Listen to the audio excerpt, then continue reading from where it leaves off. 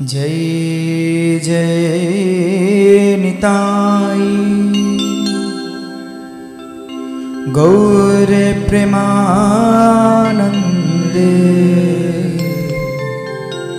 हरि हरि बोल।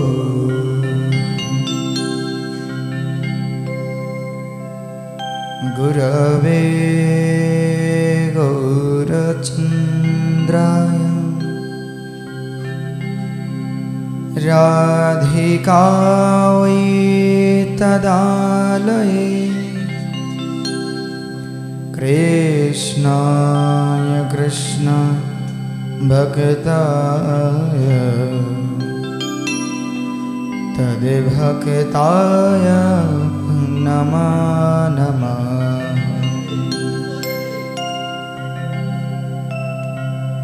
संसारदाव नलोलीढोलोक त्राणाय कारुण्य घनाघनात्तम्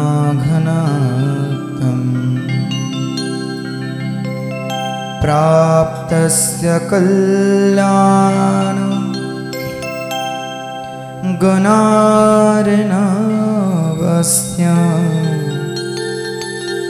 वन्दे गुरुश्री चरणारविन्दम्।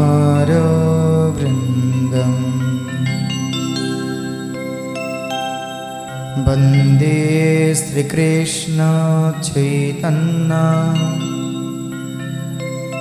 नित्यानन्दो सहोदितो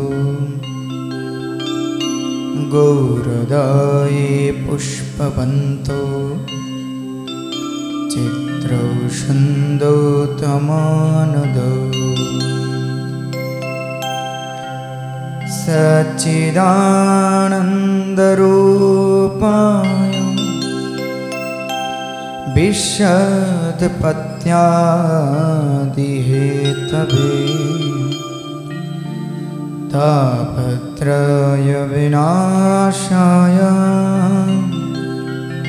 श्रीकृष्णाय वयं नमः। तप्त कंचन गौरांगी राधे वृंदावनेश्वरी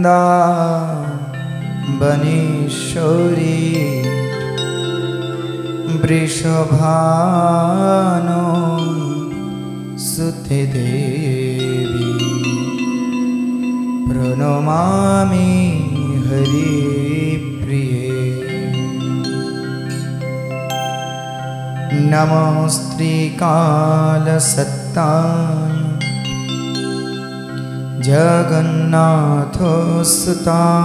च सभृत्राय सपुत्राय सकलत्रयते नमः।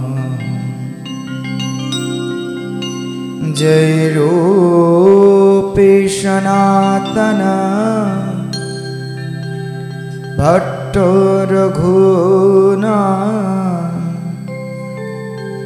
श्रीजीवे गोपाल भट्टो दासे रघुनाथ। এই ছয় গোসারে করি চরণ বন্দন যাহা হইতে বিঘ্ননাশ अभीष्ट पूरन। जय श्री कृष्ण चैतन्य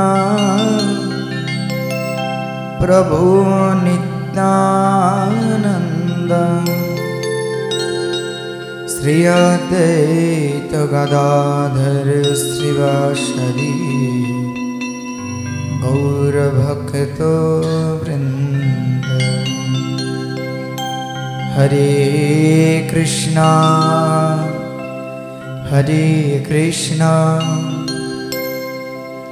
कृष्णा कृष्णा हरे हरे हरे राम राम राम हरे हरे। बोलिए भागवत भगवान की, सुखदेव गोस्वामी पाद की, परीक्षित महाराज की, आपन गुरु महाराज की, श्रील प्रभुपाद की, भागवत सप्ताह की, निताई गौर ब्रह्मानंदे हरि बोल।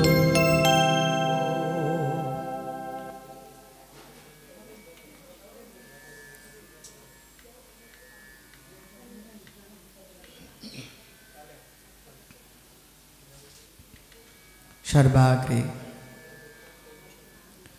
भगवत सेवा प्रदाता मदीय श्री गोपाद पद्मो ओं विष्णुपाद त्रिदंडी स्वामी भक्ति जीवन आचार्य गुरु महाराजेर चरण कमले आमार अनंत कोटि दंडवत प्रणाम ज्ञापन करी एवं तार अहैतुक कृपा आशीर्वाद प्रार्थना करी। अभिन्न गुरुपाद पद्म श्री श्रीमद असित कृष्ण ब्रह्मचारी महाराजीर चरण कमल वंदना करी एवं तार अशीष आशीर्वाद प्रार्थना करी। सपरिकर प्रभुपाद एवं भागवती कथा रस पिपासु सज्जन वृंद मातृमंडली पंडित वर्ग सकले चरणे दीनधमेर वैष्णवीय प्रणाम एवं भागवत कथामृते सकलके हार्दिक अभिनंदन। आसुन सकले मिले भागवत भगवानेर चरण कमले प्रणाम पूर्वक से कथामृत आस्वादन ब्रती हई। श्री राधे। गतकाल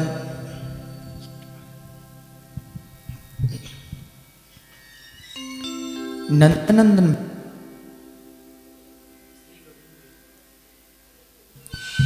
हेलो श्री राधे हरि बोल।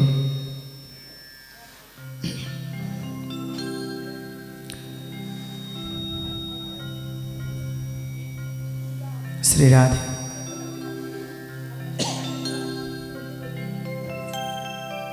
जय निताई, जय गौर सुंदर।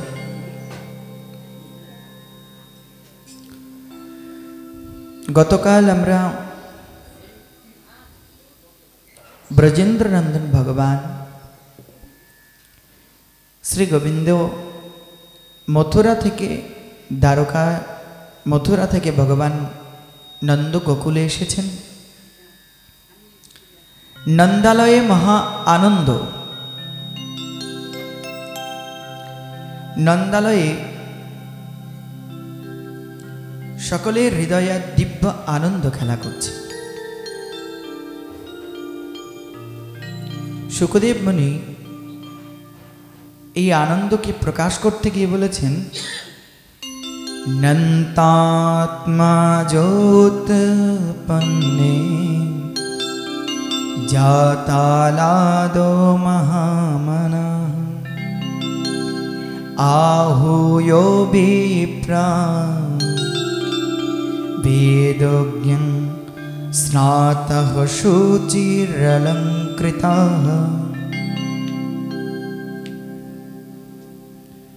नंद महाराज साउंडटा एकटु बाড়ানো যাবে? नंद महाराजेर घरे आनंद एसेছে। नंद आत्मज सन्तान पितार आत्मज। सन्तान जन पितार अभिन्न मूर्ति। तिनी के जात लाद आह्लाद आनंद। से स्वयं आनंद, अन्य केउ ना।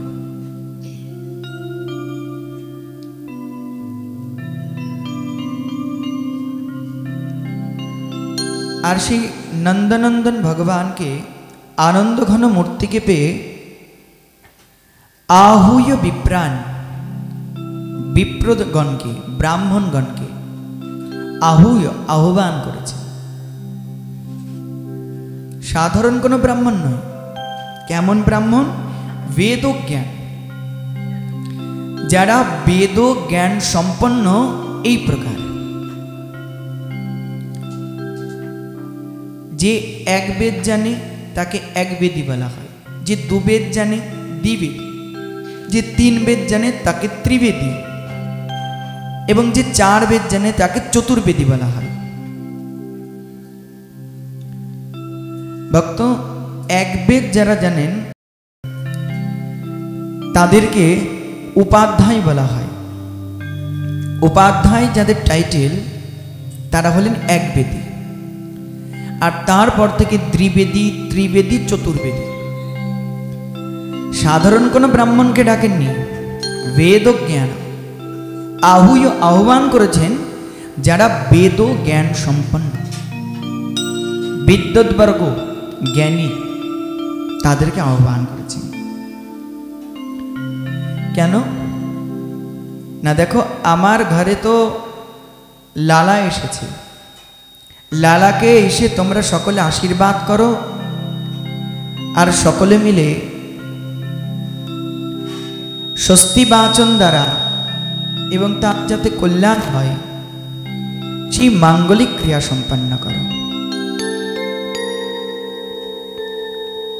সকলে স্বস্তি বাচন আদি করলেন এবং সেই নন্দনন্দনকে সকলে আশীর্বাদ করলেন।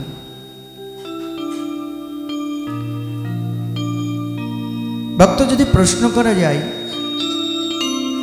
বৃদ্ধ বয়সে আবার সন্তান হয় নাকি কারো? হয় কি? যখন নন্দ মহারাজের পুত্র গোবিন্দ এসেছেন তখন তার বয়স প্রায় 90-এর কাছাকাছি।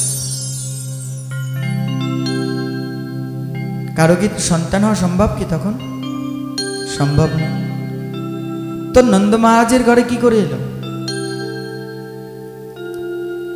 এই নন্দ মহারাজের ঘরে একবার অনেক সাধুগণ এসেছিলেন, আর সেই সাধুগণ আসবার পর তিনি প্রাণ ভরে সাধুদিগের সেবা করেছিলেন। সাধুগণ যাবার সময় বলছে, আরে মহারাজ নন্দ, তুমি তো আমাদের অনেক সেবা করলে, কিন্তু যাওয়ার সময় তোমাকে কি বর দিয়ে যাব? তো তখন আশীর্বাদ করলেন, ঠিক আছে, তোমার ঘরে লালা ভাইও, তোমার ঘরে একটা লালা আসুক। নন্দ মহারাজ বলে, দেখো চুল পেকে গেছে, দাড়ি পেকে গেছে, আজ দুদিন বাদে শ্মশানে যেতে হবে, এখন কিনা বলছে সাধুগণ আমার ঘরে যেন একটা সুন্দর ফুটফুটে লালা তার জন্ম হয়। কি করে সম্ভব? কিন্তু শাস্ত্র বলছেন,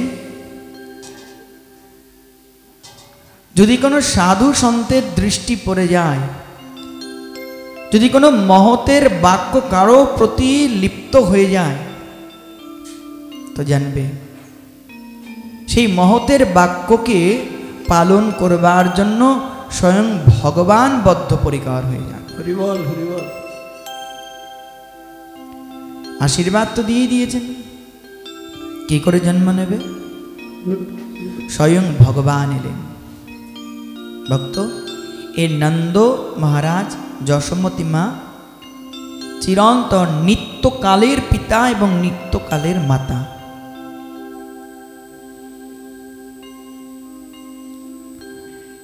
পরীক্ষিত মহারাজ জিজ্ঞাসা করলেন, গুরুদেব,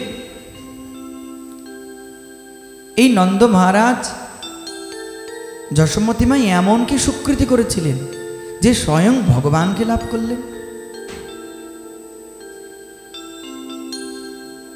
সুখদেব মুনি বললেন, পূর্বে তো ব্রহ্মার আশীর্বাদ ছিল। কার প্রতি? দ্রোণ আর ধরা, কঠোর তপস্যা করেছিলেন এরা। তাই ব্রহ্মার আশীর্বাদে পুত্র রূপে স্বয়ং ভগবানকে লাভ করবেন। আমাদের গৌরীয় আচার্যবর্গ বললেন, যে ব্রহ্মা ভগবান শ্রীকৃষ্ণের চরণ ধুলি পাবার জন্য বৃন্দাবনে এসে কান্নাকাটি করে, চরণের কাছে লুটিয়ে পড়ে থাকে, সেই ব্রহ্মার আশীর্বাদ কি এতই বলিয়ান যে দ্রোণ আর ধরাকে কৃষ্ণ পাইয়ে দিল? কি করে সম্ভব? আমাদের গৌরী আচার্যগণ টিকাতে বর্ণন করছেন এটা সম্ভব না। তো সম্ভবপর কি করে হলো? বললেন, গোবিন্দের নিত্যকালের পিতা নিত্যকালের মাতা হলেন নন্দ মহারাজ আর যশোমতী মাইয়া। কিন্তু এদিকে ভগবানকে পুত্র রূপে পাবার জন্য দ্রোণ এবং ধরাও তো কঠোর তপস্যা করেছেন। তাহলে তাদের কি হবে? বললেন, দ্রোণ আর ধরা তাদের একটা অংশ নিত্য পিতা নিত্য মাতা নন্দ যশোদার মধ্যে প্রবেশ করিয়ে দিলেন ভগবান। ভগবান যোগমায়াকে বললেন, যোগমায়া আমাকে পাবার জন্য তো অনেক কষ্ট করেছে, তপস্যা করেছে, তো এদের এক অংশ আমার নিত্য পিতামাতার মধ্যে প্রবেশ করাও। কারণ কি, আমি আমার নিত্য পিতামাতা ছাড়া অন্যকে পিতামাতা বলি না। এ তো চিরন্তন নিত্য পিতামাতা আমার। অতএব এই দ্রোণ দ্বারাও তো কঠোর তপস্যা করেছে আমাকে পুত্ররূপে পাবার জন্য, তো এদের অংশ শ্রীরাধে, এদের অংশ তুমি আমার নিত্য পিতামাতার মধ্যে প্রবেশ করিয়ে দাও। ভগবানের আদেশে যোগমায়া দেবী তাই করলেন। ভক্ত, তপস্যা করলে তো ভগবানের করুণা লাভ করা যায়। তপস্যা যদি করো, সাধনা যদি করো, তো ভগবত করুণা আসবেই আসবে জীবনে। আগে তো সাধনা চাই, তবে তো করুণা। এদিকে নন্দ মহারাজের সেই সাধুদিগের আশীর্বাদে নন্দ মহারাজের ঘরে আজ ফুটফুটে একটা লালা, ছোট্ট একটা বাচ্চার জন্ম হয়েছে। নন্দ মহারাজের তো আনন্দ ধরে না। অন্যান্য আমাদের আচার্যবাদগণ বললেন, যে কংসের কারাগারে যে কৃষ্ণ জন্ম নিয়েছেন তিনি চতুর্ভুজ, আর নন্দালয়ে যে কৃষ্ণ জন্ম নিয়েছেন তিনি হলো দ্বিভুজ মুরলীধর। যখন বসুদেব মহারাজ যমুনা পার করে শেষনাগ ছত্র করে দাঁড়িয়ে আছেন, শ্রীগাল পথ দেখিয়ে নিয়ে যাচ্ছে, যমুনা পার করে যখন নন্দালয় এলেন,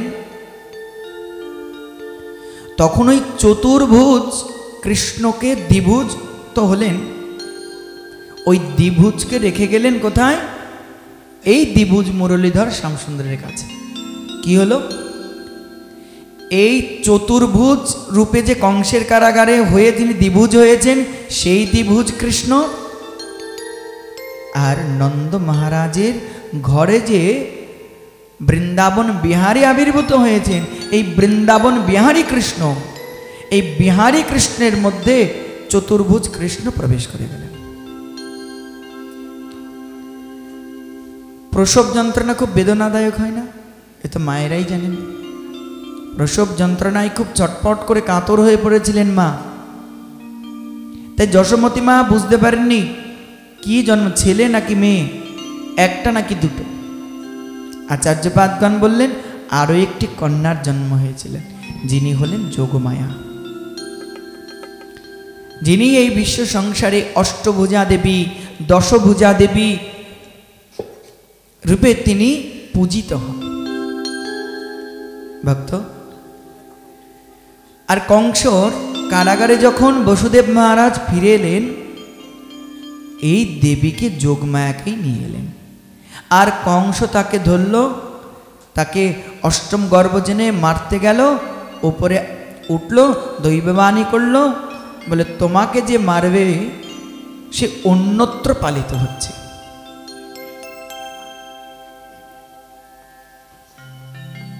নন্দ মহারাজের ঘরে আজ কেমন আনন্দ। বলছেন স্নাতঃ শুচির অলঙ্কৃত। বাচ্চা জন্ম নেবার পর স্নান আদি করানো হয় না, তার সংস্কার আদি করা হয়। ভক্ত, মনু সংহিতায় 10 প্রকার সংস্কারের কথা বলা হয়েছে। সন্তান জন্ম নেবার পর থেকে সমস্ত সংস্কারগুলো যদি করে তো তার জীবনের সংস্কার থাকবেই থাকবে। আজকাল পিতামাতা সেই সংস্কার জানেও না, পালনও করে না।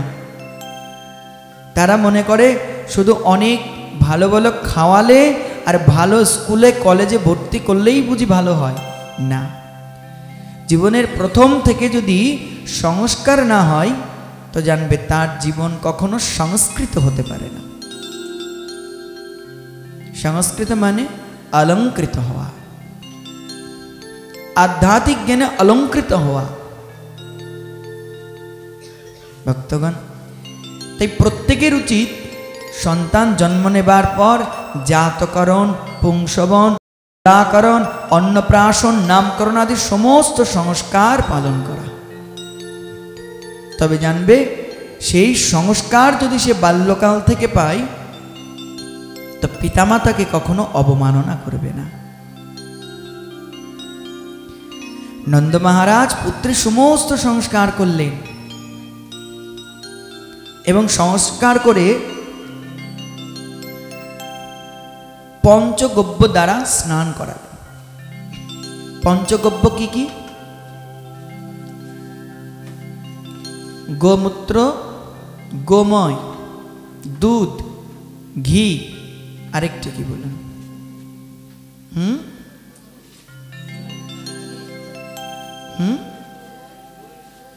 দধি। দেখুন, এই 5টা বস্তু সব দুধজাত বা গরুর থেকেই আসছে, তাই না? এই 5টা বস্তুকে একত্রে বলা হয় পঞ্চগব্য। কোন শুভ কাজে পঞ্চগব্য পান করার বিধান আছে শাস্ত্রে। পঞ্চগব্য পান করলে কি হয় জানেন? এই পঞ্চগব্য পান করলে জন্ম জন্মান্তরের সমস্ত পাপ রাশি ওই মুহূর্তেই নিষ্কাশিত হয়ে যায়। পঞ্চগব্যের এমন মহিমা, এবং হৃদয় বিশুদ্ধ হয়ে যায় পঞ্চগব্যের দ্বারা। গোমাতা ভগবানের কত প্রিয় দেখো। শুধু কি তাই, সেই গোমাতার পঞ্চগব্য দ্বারা স্নান করালেন। এই আপনারা ঝেড়ে দেন না বাচ্চাদের, ঝাড়লেন কি দিয়ে জানেন? গরুর পুচ্ছ দ্বারা, লেজ লেজ দ্বারা আজ ছোট্ট বালককে ঝেড়ে দিলেন। গোমাতা এমন পবিত্র।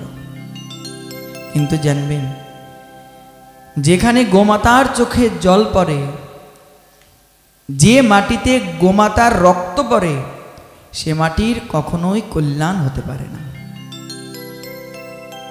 ভক্ত যদি গোবিন্দ সেবা করতে চান, আগে তো গো সেবা করুন। গো ব্রহ্মণ্য হিতায় চা। যিনি গো, গাভী এবং ব্রাহ্মণের হিতকারী ভগবান, তিনি এলেন। সেই ভগবানকে যদি প্রসন্ন করতে চাও তো গো সেবা করো। আজকাল তো মানুষ বাড়িতে গরু পালন করা ভুলেই গেছে, এক্সট্রা খাটনি নাকি। তারপরে আবার বলবে গোয়াল ঘরের যা গন্ধ বাপু, ঘরে টেকা যায় না। যদি গো পালন নিজের গৃহে করতে নাও পারেন, যারা গো পালন করেন অন্তত মাসে একটা ফান্ড রাখবেন, টাকা জমাবেন, যেটা গো সেবার জন্য ব্যয় করবেন। যদি কাউকে নাও দেন তো গোমাতার উদ্দেশ্য কিছু ক্রয় করে, রাস্তাও তো কত গোমাতা ঘুরে বেড়ায়, গোমাতার মুখে দিয়ে দিও। সপ্তাহে অন্তত একদিনও হলেও গো সেবা করো। গো সেবার দ্বারা গোবিন্দ অতি দ্রুত প্রসন্ন হয়ে যান।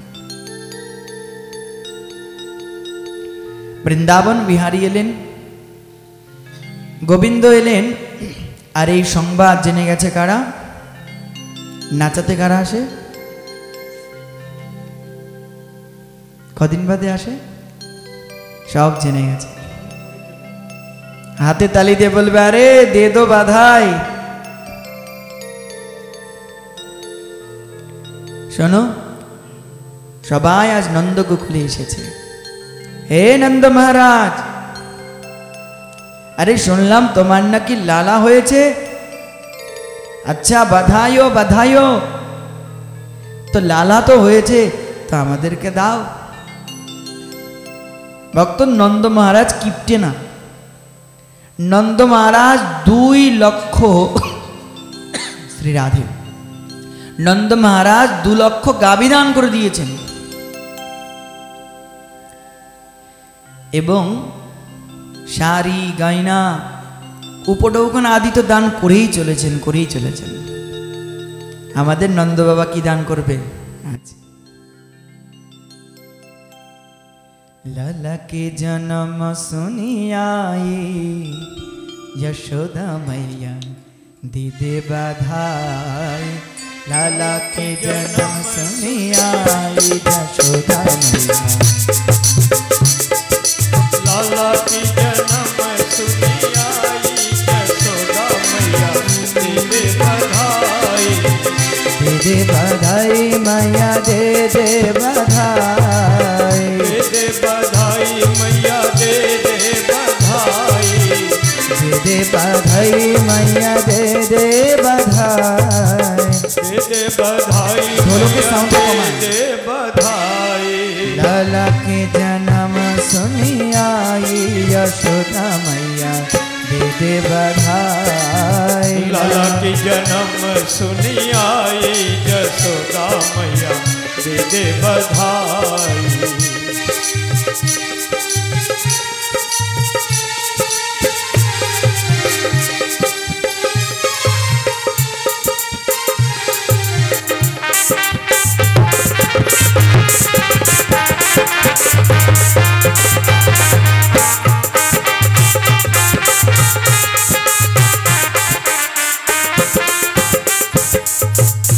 কি বাধাই দিচ্ছেন? কি বাধাই দেবে আজ আর কি চাইছেন? चुन भी दे मैया चुनरी भी दे दे। चुनरी भी दे मैया चुनरी भी दे। ओ चुनी भी दे मैया चुनरी भी दे।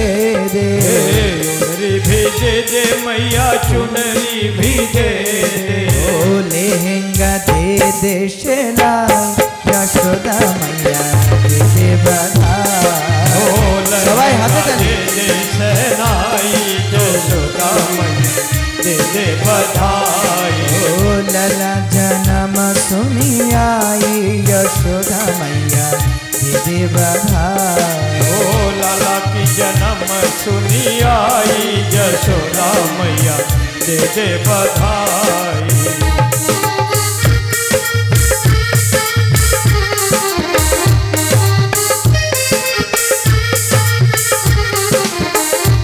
बधाई हो बलि नंद नंद लाल की जय हो।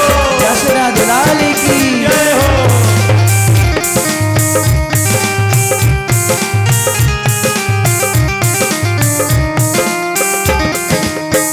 हरी भी दे मैया कंगन भी दे।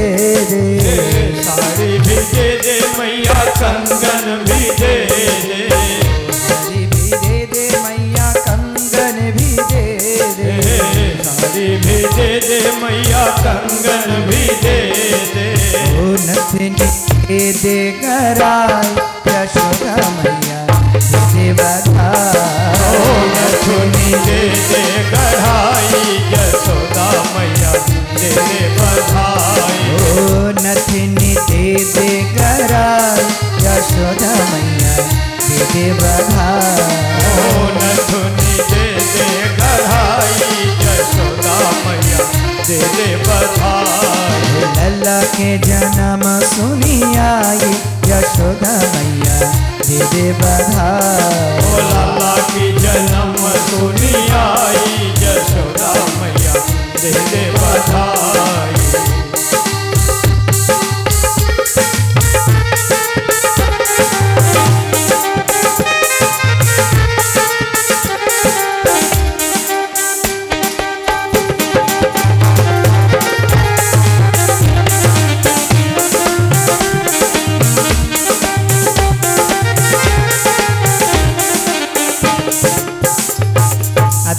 কি চাই জানো বাবা? আর কি চাই? হিরে চাই, হিরে। ডুপ্লিকেট হিরে দিলে হবে না, অরিজিনাল 1 নম্বর হিরে চাই। হিরে চাই, মতি চাই, মতির মালাও চাই। আমাদের নন্দ বাবা চুপচাপ বসে আছে কেন? নন্দ বাবা দেবে না হিরে মতির মালা? আমার গোপালজি এসছে স্বয়ং। ও ও হিরে भी दे दे मैया मोती भी दे दे, हिरे भी दे दे मैया मोती भी दे दे, हिरे भी दे दे मैया मैया मैया मैया मैया मैया, हिरे भी दे दे मैया मोती भी दे दे, हिरे भी दे दे मैया मोती भी दे दे, नथनी दे दे कराई यशोदा मैया दे दे बधाई, नथनी दे दे कराई यशोदा मैया दे दे बधाई, ओ लल्ला के जन्म सुनी आई यशोदा मैया दे दे बधाई, ओ लल्ला की जन्म सुनी आई यशोदा मैया दे दे बधाई।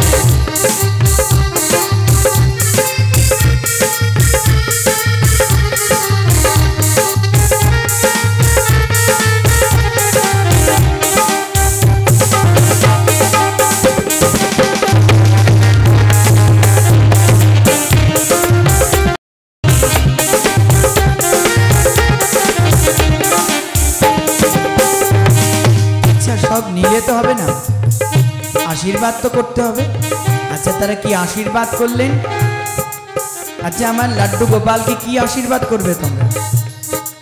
নন্দ বাবা দেখছি আমার গোপালকে কি আশীর্বাদ করে সেটাও তো দেখতে হবে, আমি তো দিয়েই যাচ্ছি শুধু।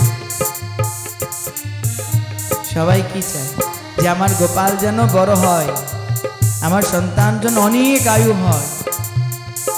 আরে একবার ভেবে দেখো, যিনি সকলের স্বয়ং আয়ুরূপে বর্তমান থাকে, তাকে আবার কে আশীর্বাদ করবে তুমি দীর্ঘজীবী হও? জীবন রূপে যে জীবাত্মা অন্তরে পরমাত্মা থাকেন, সেই পরমাত্মাকে কে আশীর্বাদ করবে? বস্তুত এ তত্ত্বের বিচার। ভগবান যখন লীলা করতে আসেন তখন তিনি শিশু হয়ে যান, তখন পিতা মাতা আশীর্বাদ সব প্রয়োজন হয় তার। তাই আশীর্বাদ করছেন কেমন?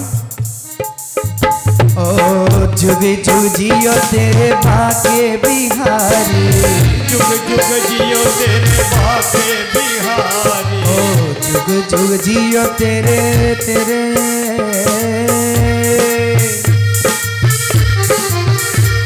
ओ जुग जुग जियो तेरे बाके बिहारी, जुग जुग जिए तेरे बाके बिहारी, ओ ले ले पास में हमारी यशोदा मैया दे दे बधाई, लाला के नाम सुनी आई यशोदा मैया दे दे बधाई, लाला जन्म सुनी आई यशोदा मैया दे बधाई, ओ लाला के जन्म सुनी आई यशोदा मैया दे दे बधाई, लाला की जन्म सुनी आई यशोदा मैया दे दे बधाई, दे दे बधाई मैया दे दे बधाई, दे दे बधाई मैया दे दे बधाई, दे दे बधाई मैया दे दे बधाई, दे दे बधाई मैया दे दे बधाई, लाला जन्म सुनी आई यशोदा मैया दे दे बधाई, लाला की जन्म सुनी आई यशोदा मैया दे दे बधाई, ओ लाला के जन्म सुनी आई यशोदा मैया दे दे बधाई, लाला की जन्म सुनी आई यशोदा मैया दे दे बधाई, ओ लाला के जन्म सुनी आई यशोदा मैया दे दे बधाई, लाला के जन्म सुनी आई यशोदा मैया दे दे बधाई, ओ लाला के जन्म सुनी आई यशोदा मैया दे दे बधाई, ओ लाला के जन्म सुनी आई यशोदा मैया दे दे बधाई, दे दे बधाई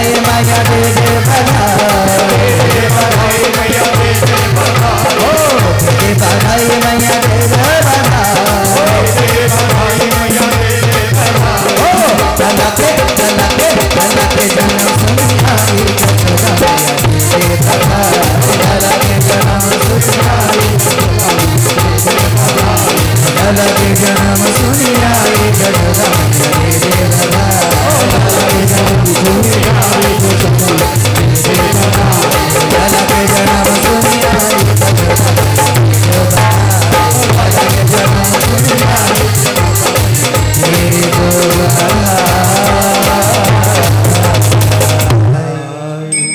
बोली के नंद के दुलाले की जय, यशोदा दुलाले की जय। लल्ला के जन्म सुनी आई यशोदा मैया दे दो बधाई। माँ बधाई दो। ए बारी यशोदा मैया कहाँ पर है? इधर आइए। हमारा लाला जी को बधाई कहाँ पर है? बधाई कहाँ? सोना चाय चांदी चाय हीरे चाय मोती चाय।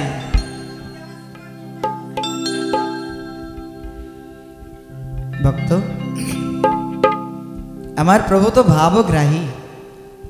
তো অন্তত আমার প্রভুকে তোমরা হিরে লাল মতি যদি নাও দিতে পারো তো অন্তত হৃদয়ের শুদ্ধ ভাবটা দিও।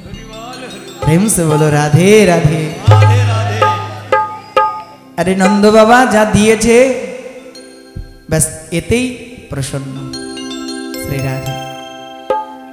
তো মহা ধুমধাম করে মহোৎসব হলো নন্দালয়ে।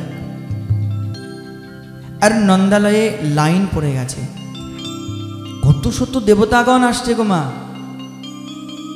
ছদ্মবেশ ধারণ করে আসছে। না যদি নিজের রূপ ধারণ করে যায় তবে তো চিনে ফেলবে। সবাই আসছে, সমস্ত দেবতাবৃন্দ আসছে, প্রণাম করছে দূর থেকে। হে প্রভু, আপনি জগৎ কল্যাণের জন্য এসেছেন। বস্তুত ব্রহ্মার আহ্বানে এই পৃথিবীকে উদ্ধার করবার জন্য আপনি এসেছেন, এই ধরিত্রীকে উদ্ধার করবার জন্য আপনি এসেছেন। প্রভু আমরা জানি, তাই হে নাথ আপনি কৃপা করুন। আপনার এই লীলা দর্শন করবার জন্য আমাদের নয়ন ভ্রমর তো উপবাসী হয়ে আছে। প্রভু আপনার এই লীলামৃত দর্শন করেন।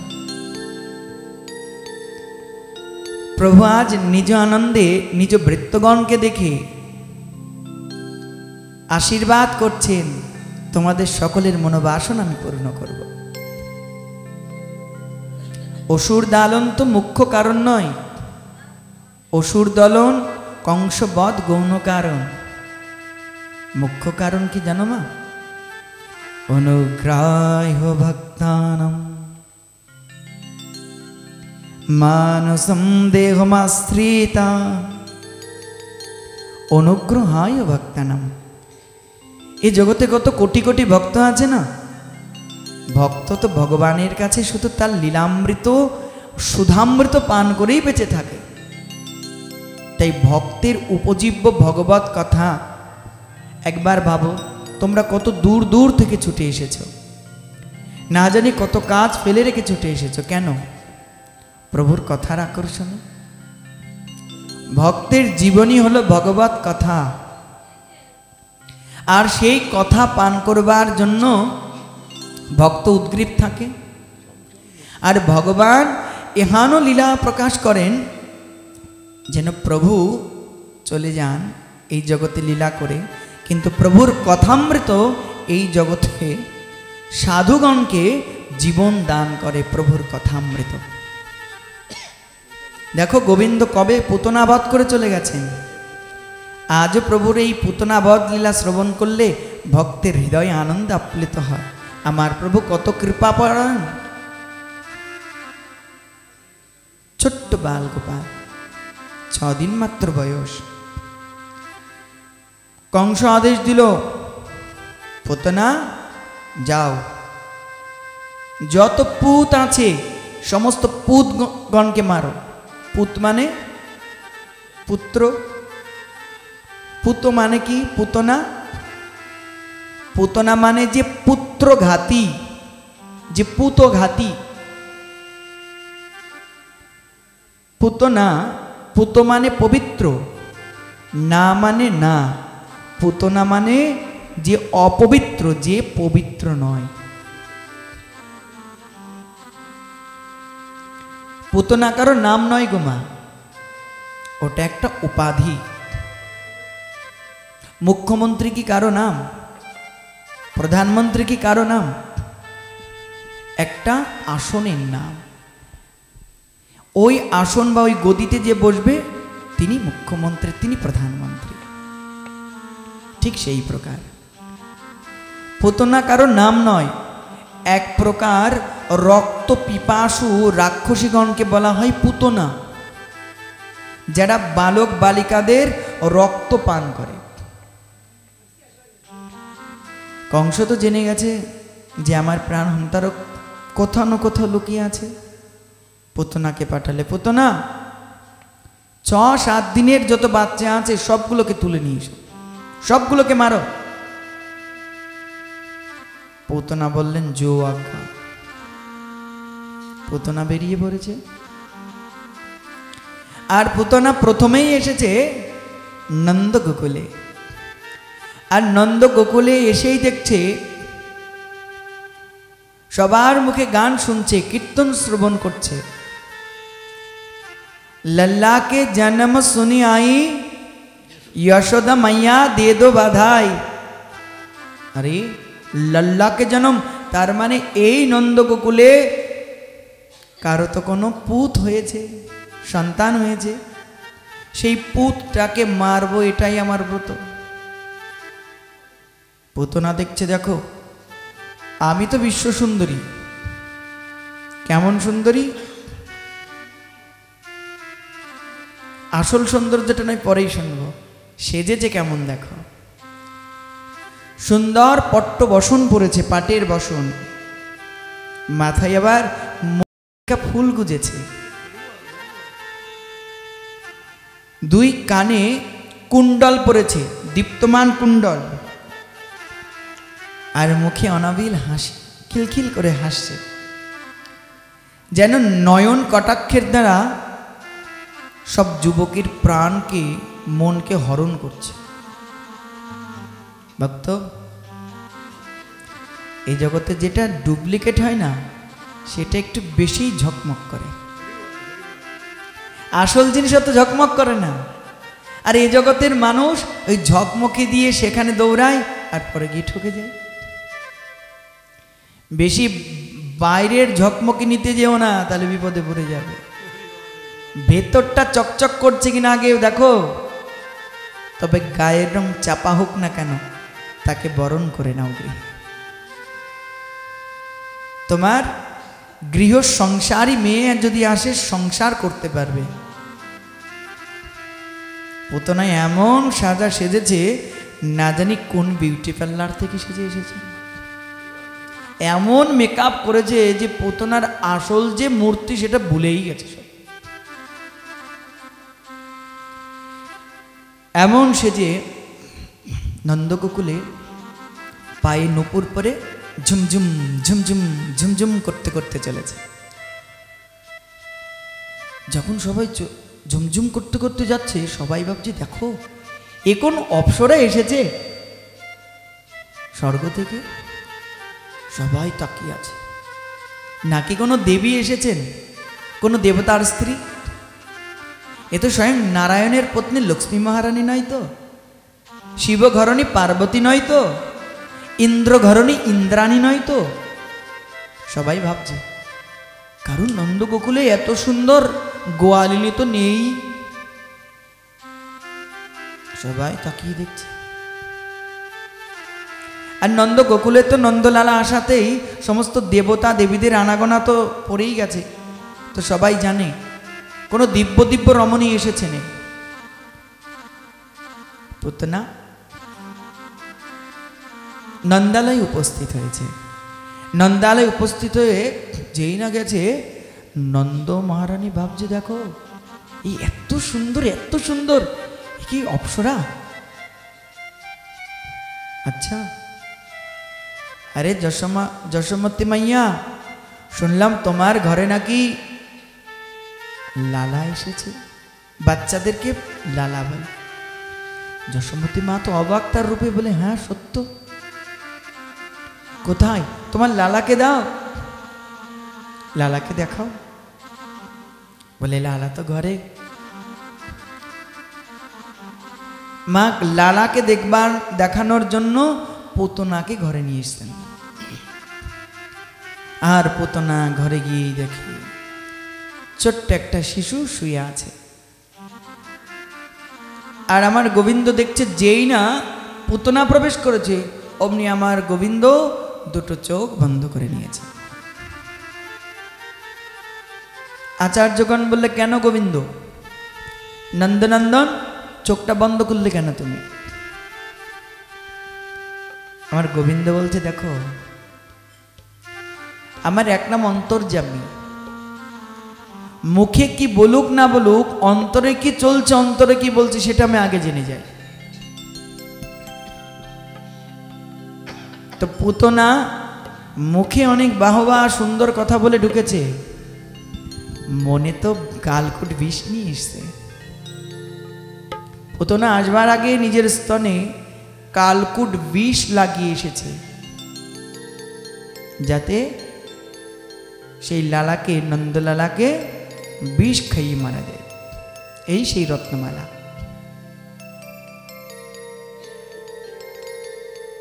অমনি পুতনা যেই কাছে গেছে, যশোমতী মা বললেন, যাক এই আমার গোপালের অনেক কল্যাণকামী, এখানে দেবীর যদি কোলে ওঠে তো আমার গোপালের তো অনেক ভালো হবে।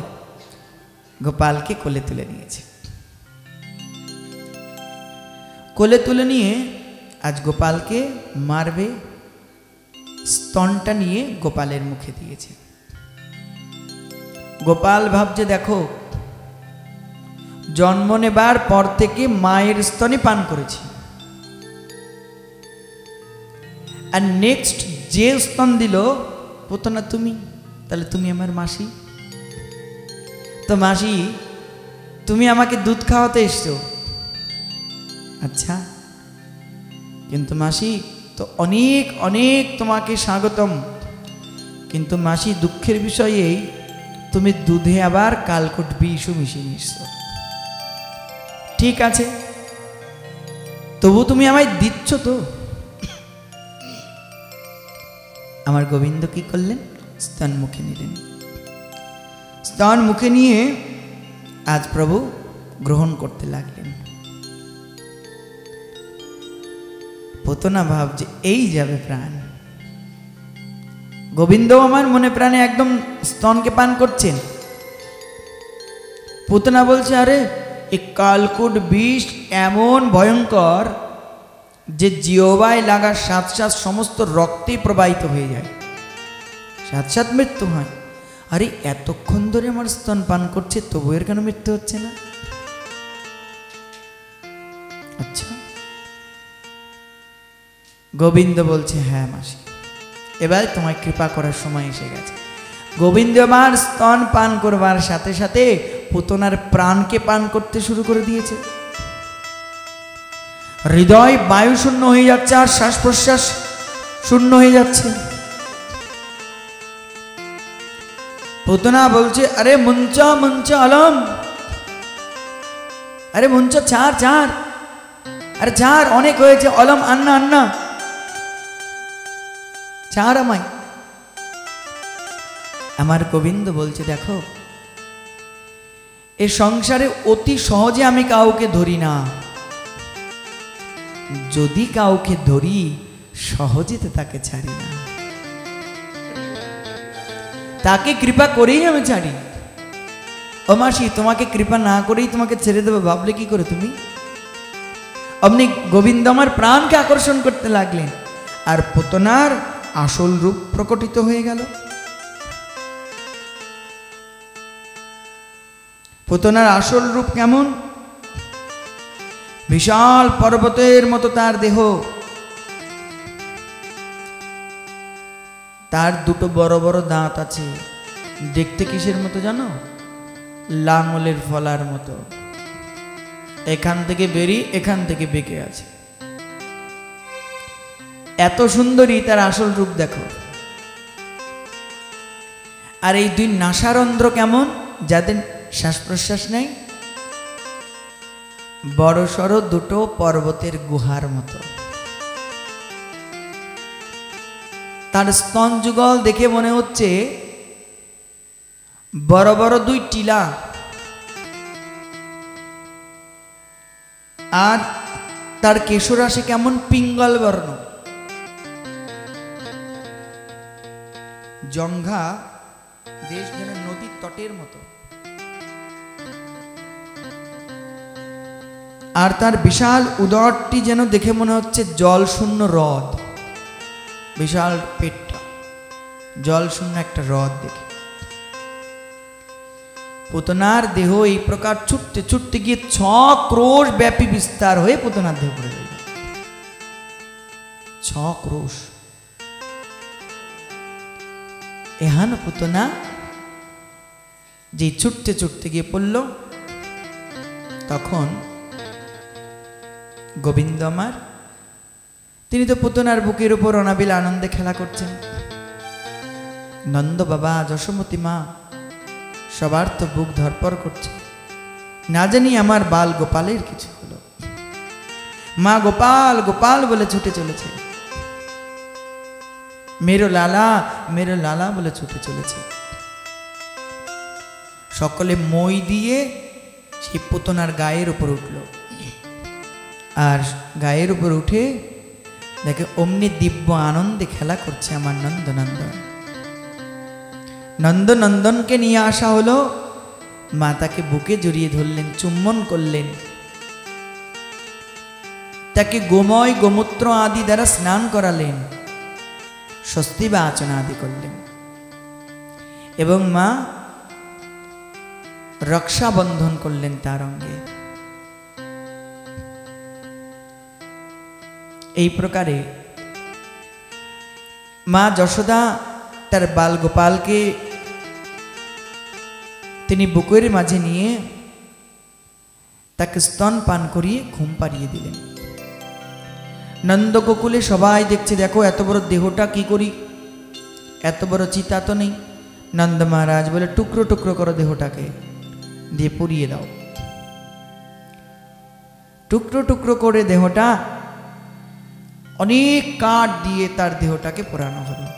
আচ্ছা, মৃত ব্যক্তির দেহ থেকে সুগন্ধ না দুর্গন্ধ আসে? দুর্গন্ধ। কিন্তু অবাক করা কাণ্ড, যে পুতনাকে পোড়ানো হলো তো শুধু সুগন্ধই আসছে, সুগন্ধ, অগরু চন্দনের সুগন্ধ। বলে কেন? বলে দেখো, একবার ভাবো, যে ভগবানকে হৃদয়ে স্মরণ করা মাত্রই হৃদয়টা সুগন্ধময় হয়ে যায়, আর কারো বক্ষের উপর যদি আমার শ্রী গোবিন্দ খেলা করেন, অবস্থান করেন, তার দেহ কি আর দুর্গন্ধ থাকে গো? তার দেহটাও সুগন্ধ হয়ে যায়। চিদানন্দময় গোবিন্দের স্পর্শে জড় দেহটাও আর চিদানন্দময় হয়ে গেছে, তাই সুগন্ধ। কি প্রভাব দেখো প্রভুর। এই প্রকার শ্রী গোবিন্দ আমার, তিনি মাসিকে, ধাই মাতা যাকে বলা হয়, পুতনাকে কৃপা করলেন। কিন্তু পুতনা, তোমাকে কোন স্থান দেব? মাতৃস্থান তো আমার একদম নিশ্চিত আছে, কিন্তু ধাই মা বা মাসিমার স্থান তোমায় দিলাম।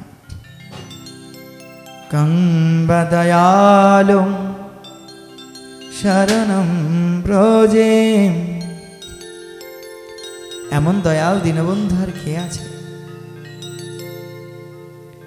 কম্বা দয়ালুম শরণম ব্রজেম, যে যাকে বিষ দিলেও তিনি অমৃত প্রদান করেন। ভক্ত, এমন অমৃতময় আমার গোবিন্দ ছাড়া কার উপাসনা করো? একং শাস্ত্রম দেবকী পুত্র গীতম, एको देवो देवकी पुत्र एवा, एक मंत्र तस्य नमानि यानि, कर्मपेकं तस्य देवस्य सेवा।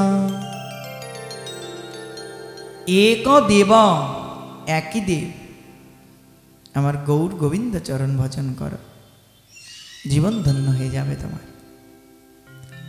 অন্য শাস্ত্রের প্রয়োজন নেই, গীতা অধ্যয়ন করো, ভাগবত অধ্যয়ন করো, সমস্ত শাস্ত্রের সার নির্যাস তুমি পেয়ে যাবে।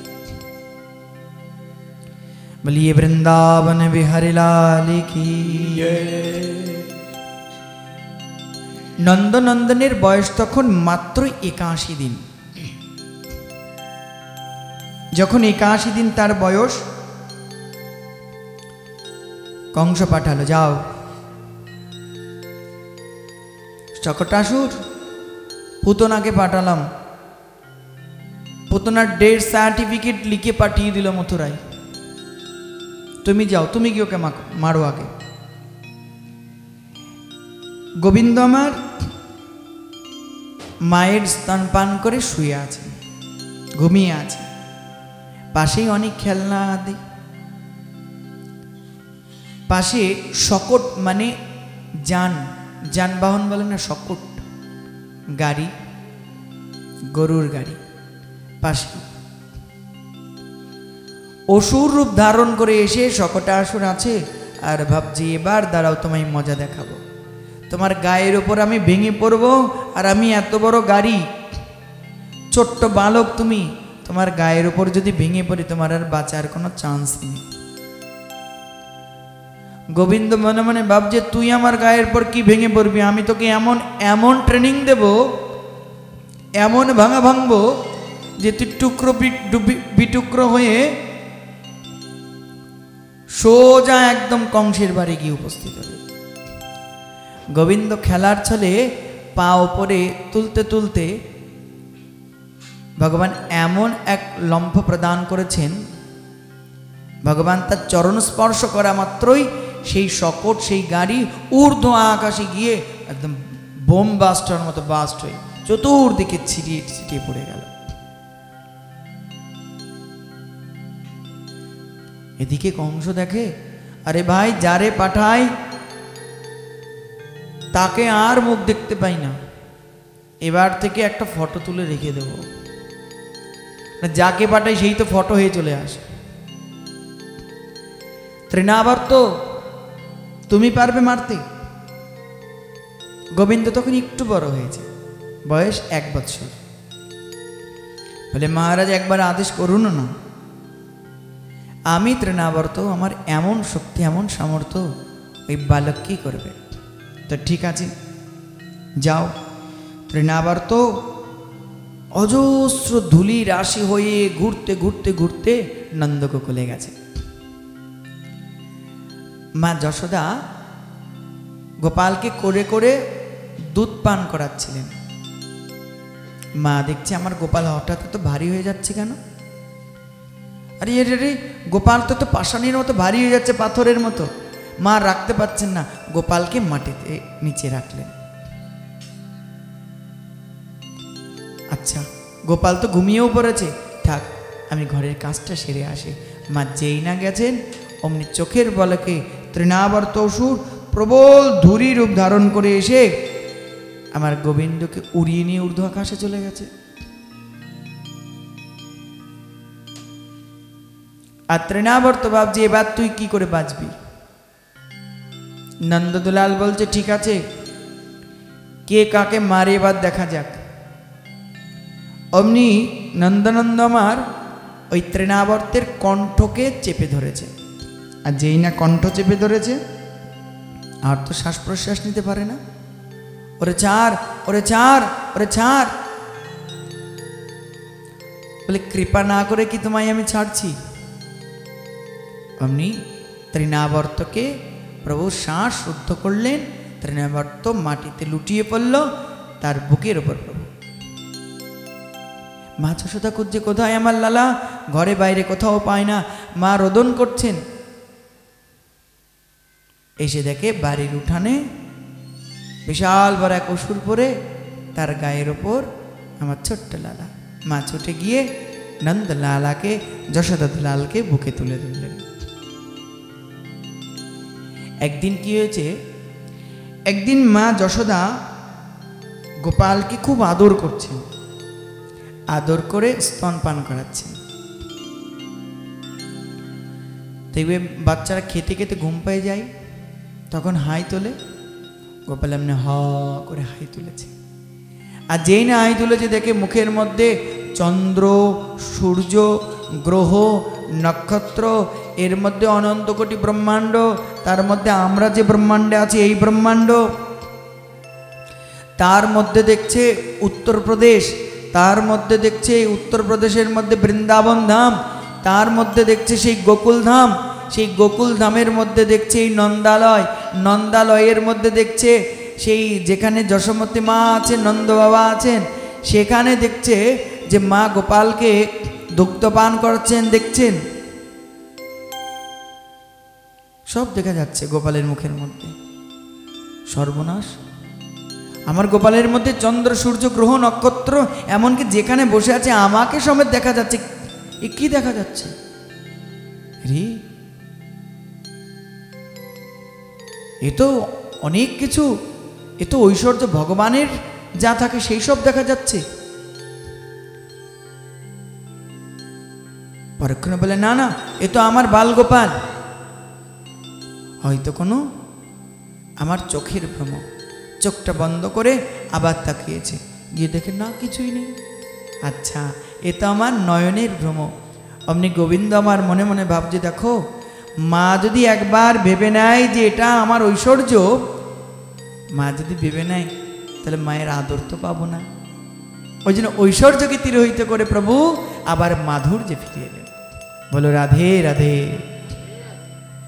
ভক্ত, ঐশ্বর্য এবং মাধুর্য দুটোতেই ভগবানকে পাওয়া যায়।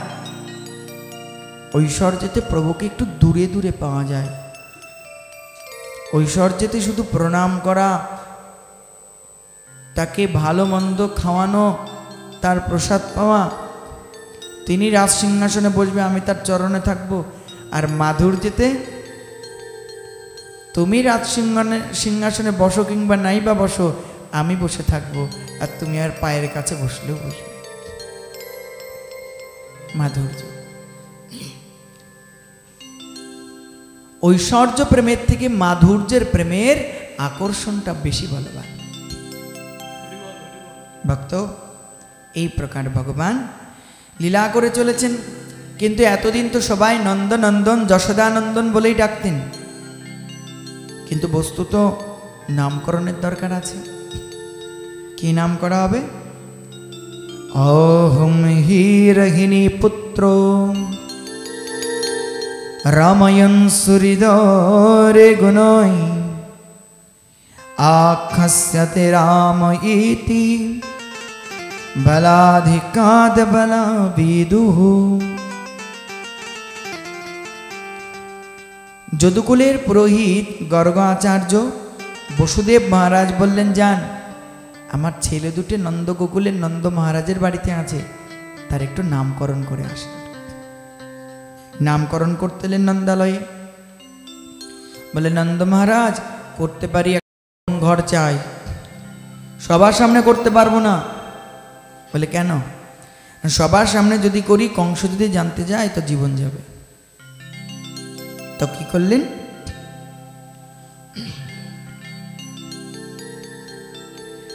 গোয়াল ঘর সুন্দর করে পরিষ্কার পরিচ্ছন্ন করে সেখানে নাম করা হলেন। এখন রোহিণী মা, যশোদা মা মনে মনে ভাবছে, আচ্ছা এ বাবা ঠিকঠাক জ্যোতিষশাস্ত্র জানে তো, ঠিকঠাক কুণ্ডলী কুষ্টি দেখে নামকরণ করতে পারবে তো? ভক্ত, জীবনে নামকরণ খুব গুরুত্বপূর্ণ একটি সম্পদ।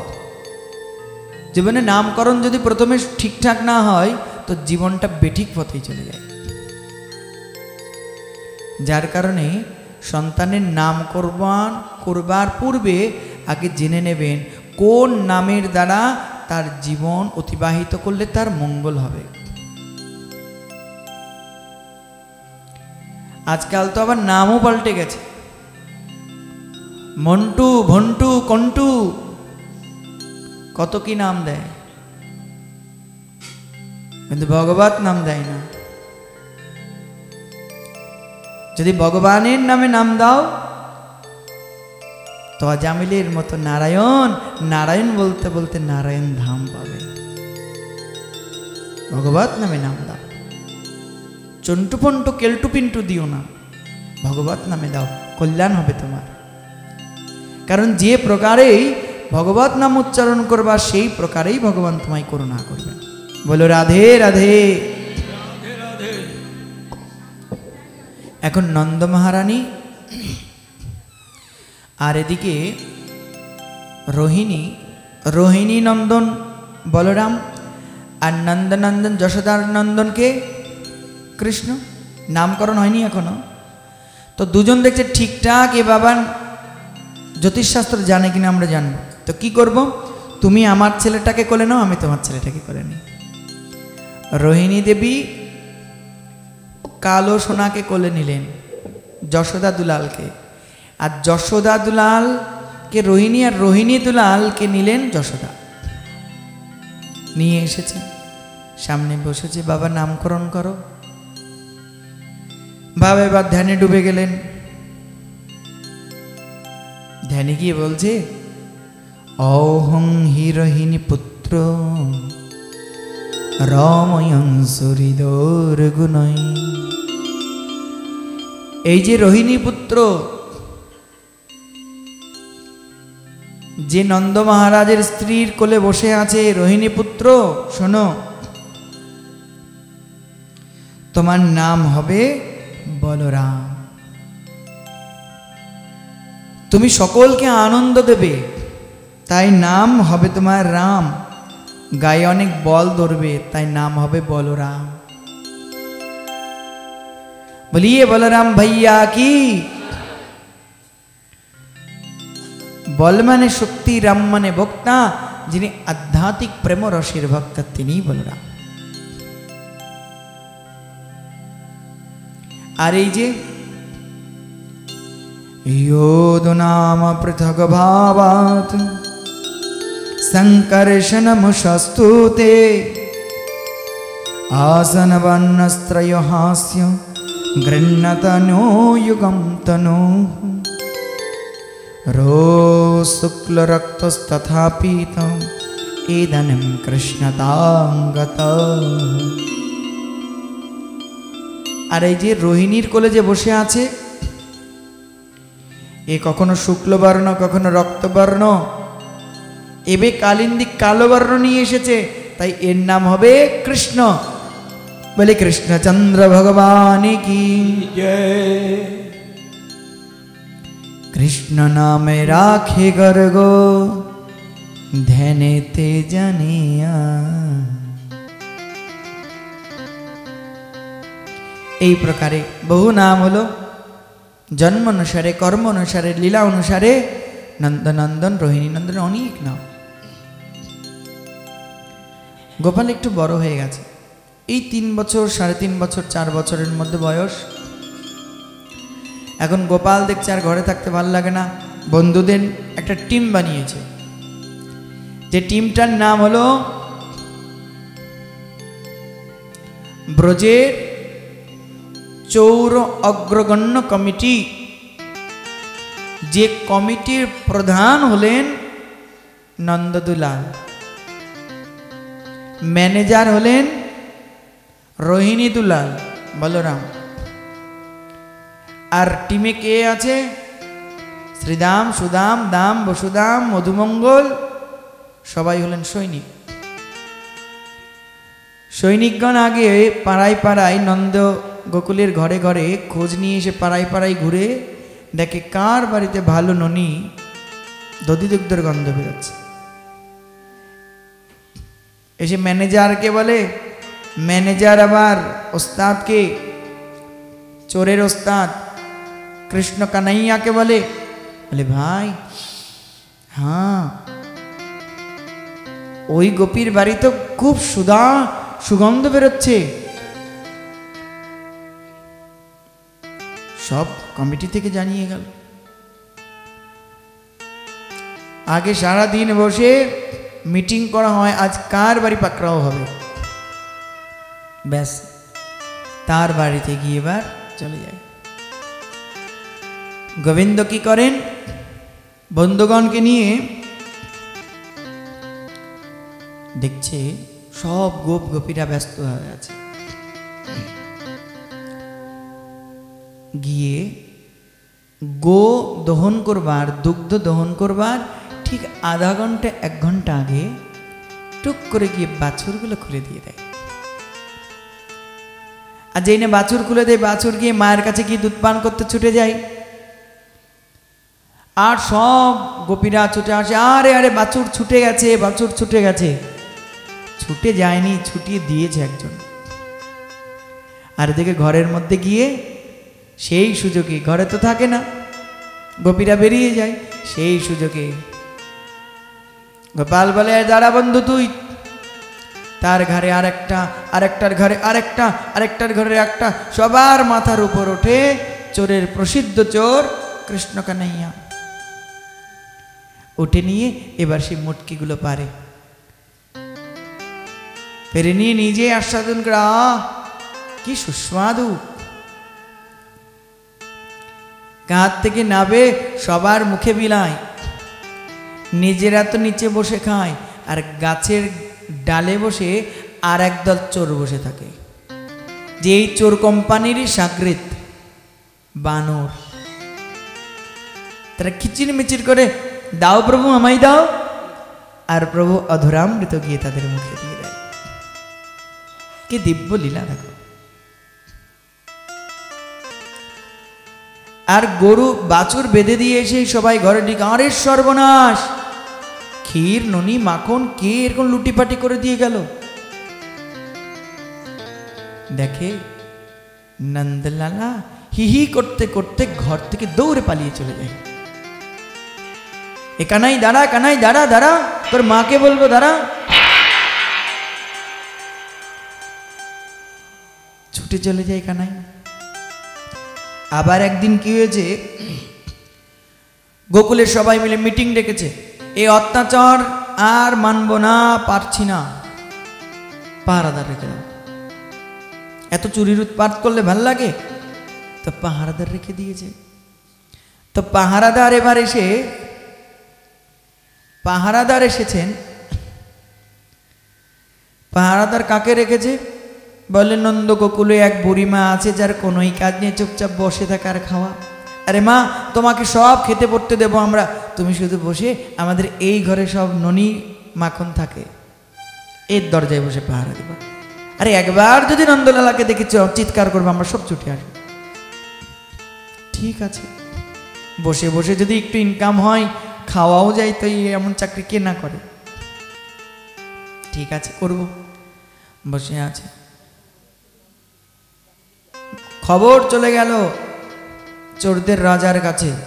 কি এত বড় স্পর্ধা, একটু নাই উৎপাত করেছি, তাই বলে কি পাহারাদার রাখতে হবে? ঠিক আছে, দেখাচ্ছি, চল। সবাই সবাই গিয়ে এদিকে কাজে ব্যস্ত, আর ওদিকে বুড়িমার কাছে গিয়ে মিষ্টি মিষ্টি কথা বলছে।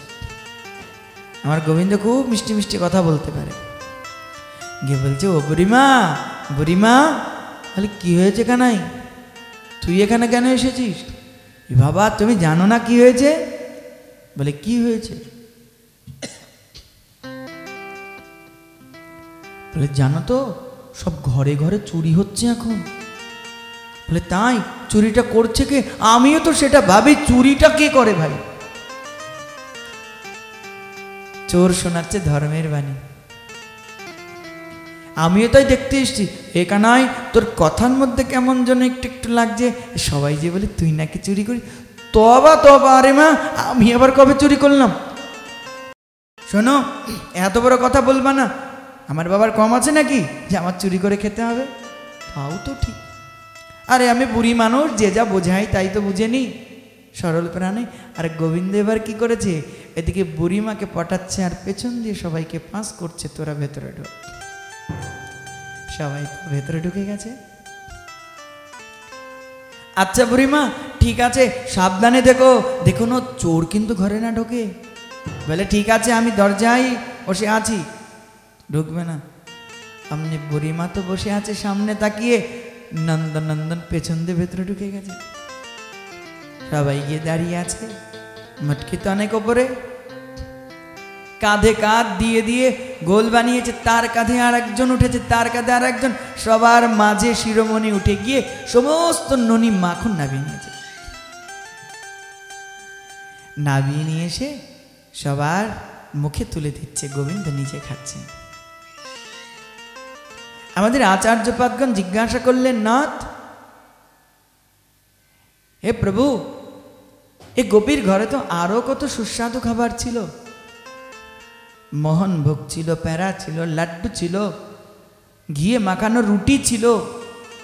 যদি খিদে লাগে তো ঘিয়ে মাখানো একটা রুটিও তো খেয়ে আসতে পারতে। বলে না গো, আমি শুধু মাখনটাই চুরি করি। বলে কেন, মাখনের মধ্যে এমন কি আছে শুধু মাখন চুরি করো তুমি? বলে মাখনের মধ্যে এমন স্বাদ আছে যে স্বাদ ঘি মাখানো রুটিতে নেই। বলে কেন? বলে জানো মাখন তৈরি হয় কি করে? বলে হ্যাঁ জানি। দুধ জাল দিয়ে গাঢ় করে ক্ষীর, সেই দুধকে ভালো করে মন্থন করে করে করে তার উপর উঠবে সেই দুধের সার নির্যাস, সেটা মাখন। গোবিন্দ আমার বললে শোনো, আমি আগে তো ভক্তের হৃদয়কে মন্থন করি, হৃদয় মন্থন করে হৃদয়তে তখন যখন কাম ক্রোধ লোভ মোহ মদ মাৎসর্য চলে যায়, তার অন্তরে তো শুদ্ধ মাখনরূপী প্রেম ভেসে ওঠে। আর ভক্তের প্রেমগ্রাহী ভাবগ্রাহী তো আমি সেই মাখনরূপী প্রেমকে আস্বাদন করি। বলো রাধে রাধে। তাই আমার গোবিন্দ মাখন চুরি করে। মাখন যেমন দুধের সার নির্যাস, প্রেম সেই প্রকার ভগবানকে পাবার সার নির্যাস। মাখন প্রেমের প্রতীক, হৃদয় প্রেম তো গোবিন্দ তোমার। বুড়িমা দেখছি, আচ্ছা এই ভেতরে কেমন যেন একটা আওয়াজ হচ্ছে, খট খট করে আওয়াজ হচ্ছে কিসের? তাড়াতাড়ি বুড়িমা উঠেছে, আরে কি হলো কি হলো? চোর চোর চোর চোর চোর চোর চোর চোর চোর চোর। আরে গোপাল দেখছি ধরা পড়ে যাবো। গোপাল এবার কি করেছে, হাতে এক মুষ্টি মাখন নিয়ে এসে বুড়িমার মুখে, সারা মুখে গালে লাগিয়ে দিয়ে বলে নিজে এবার চিল্লাচ্ছে, সবাই বলো চোর চোর চোর। বুড়িমা তো চুপচাপ হয়ে গেছে, আদৌ কে চোর? বুড়িমা কৃষ্ণকে চোর বানাচ্ছে আর কৃষ্ণ বুড়িমাকে চোর বানিয়ে দিচ্ছে। বুড়িমা দেখছে উল্টো গতিতে এবার স্রোত চলছে। আরে এত মহা মুশকিল, গোপীরা ছুটে এসেছে। কি হয়েছে কি হয়েছে বুড়িমা? আরে বুড়িমা কি বলবে, আমিই বলছি শোনো। বিশ্বাস করেই বুড়িমাকে রেখেছ? এই বুড়িমা জানো তো, আমি দেখলাম ঘরের মধ্যে গিয়ে ওই মটকি নামিয়ে কি করে চুরি চুরি করে মাখন খাচ্ছিল। দেখো যদি প্রমাণ না হয়, দেখো কার মুখে মাখন লেগে আছে। বলে সত্যি তো তাই, এ বুড়িমার সারা মুখে মাখন। বুড়িমা চোর, গোবিন্দ চোর বানিয়ে দিয়ে অমনি সেদে সাদা একদম ভালো ছিল, সে বেরিয়ে টুকটুক করে বন্ধুদের নিয়ে চলে গেল। বুড়িমা বলে কাল থেকে আমি আর পাহারাদার না। বলে কেন? ভাই পাহারাও দেবো, চোরের বদনামও খাবো। মাখন তো থরি পেলাম, মুখে লাগিয়ে দিয়ে চোরের বদনাম দিয়ে ওই চোর চলে গেল, আর তোমরা কিনা আমাকে চোর বাঁধলে। ব্রজে প্রসিদ্ধ নবনীত চৌরম গোপাঙ্গনানা দুকুলো চৌরম अनेको जन्मार्जितो पापो चोरम चोरमग्रगण्य पुरुषं नमामि। বলিয়ে চোরের ঠাকুর কি? আরে তোমরা আবার জয় দিলে চোরের ঠাকুরের? তোমরা কিনা ওই চোরের ঠাকুরের পুজো করো যে কিনা চুরি করে বেড়ায়? ওই জন্যই তোমরা মনে মাঝে মাঝে ফুল চুরি করো না? ভক্ত কারো কাছে ফুল চুরি করে ভগবানকে সেবা দিলে ভগবান প্রসন্ন হন না, চেয়ে নেবে, না হলে বাজার থেকে কিনে নেবে। ভগবান ক্ষীর চুরি, মাখন চুরি, তারপরে গোপীর বসন চুরি, তারপরে গোপীর হৃদয় চুরি, তারপরে কি জন্ম জন্মান্তরের পাপ চুরি। যে একবার বলে হে নন্দলালা তু মেরা, আর নন্দলতার জন্ম জন্মান্তরের পাপও চুরি করে নেয়। তেমের গোবিন্দকে, চোরকে ভালোবাসো, এই গোবিন্দ তোমার হৃদয় চুরি করবে গো, তোমার পাপ তাপ চুরি করে নেবে। এমন দয়াল ঠাকুর আর আসেননি যে পাপ তাপ চুরি করে নেয়। এদিকে সবাই মিলে বলে না, এই অত্যাচার আর সহ্য করা যায় না, সবাই মিলে এক কাজ করো, চলো নন্দ যশোদার বাড়ি চলো। নন্দ যশোদার বাড়িতে গেছে। আরে যশোদে, এ যশোদে, আরে কি হলো, এই সাত সকালে কি বলছিস বল। দেখে লাইন পড়ে গেছে। আরে যশোদে কোথায়, কোথায় কানাই, কোথায় কৃষ্ণ, কোথায় নিয়ে আয়। বলে কেন, আমার ছেলে কি করেছে। বলে কি আর করবে, তোমার ছেলে কি করেনি সেটা বলো। কি করেছে বলতে গেলে অনেক, কি করেনি সেটা বলো, কমে হয়ে যাবে। বলে কেন, 10টা না 5টা না, আমার একটা মাত্র নয়নমণি, তাকে তোরে এমন বলছিস। একজন বলছে কি শোন, যখন এটা নালিশ করতে এসেছে, গোবিন্দ আমার ঠিক মায়ের পেছনে, মায়ের আঁচলের পেছনে চুপচাপ দাঁড়িয়ে আছে, আর লুকি মারে দেখছে, গোপীদের দেখছে, গোপীদের অত্যাচার করে আসে, গোপীদের সব সত্যি কথা বলে দিচ্ছে।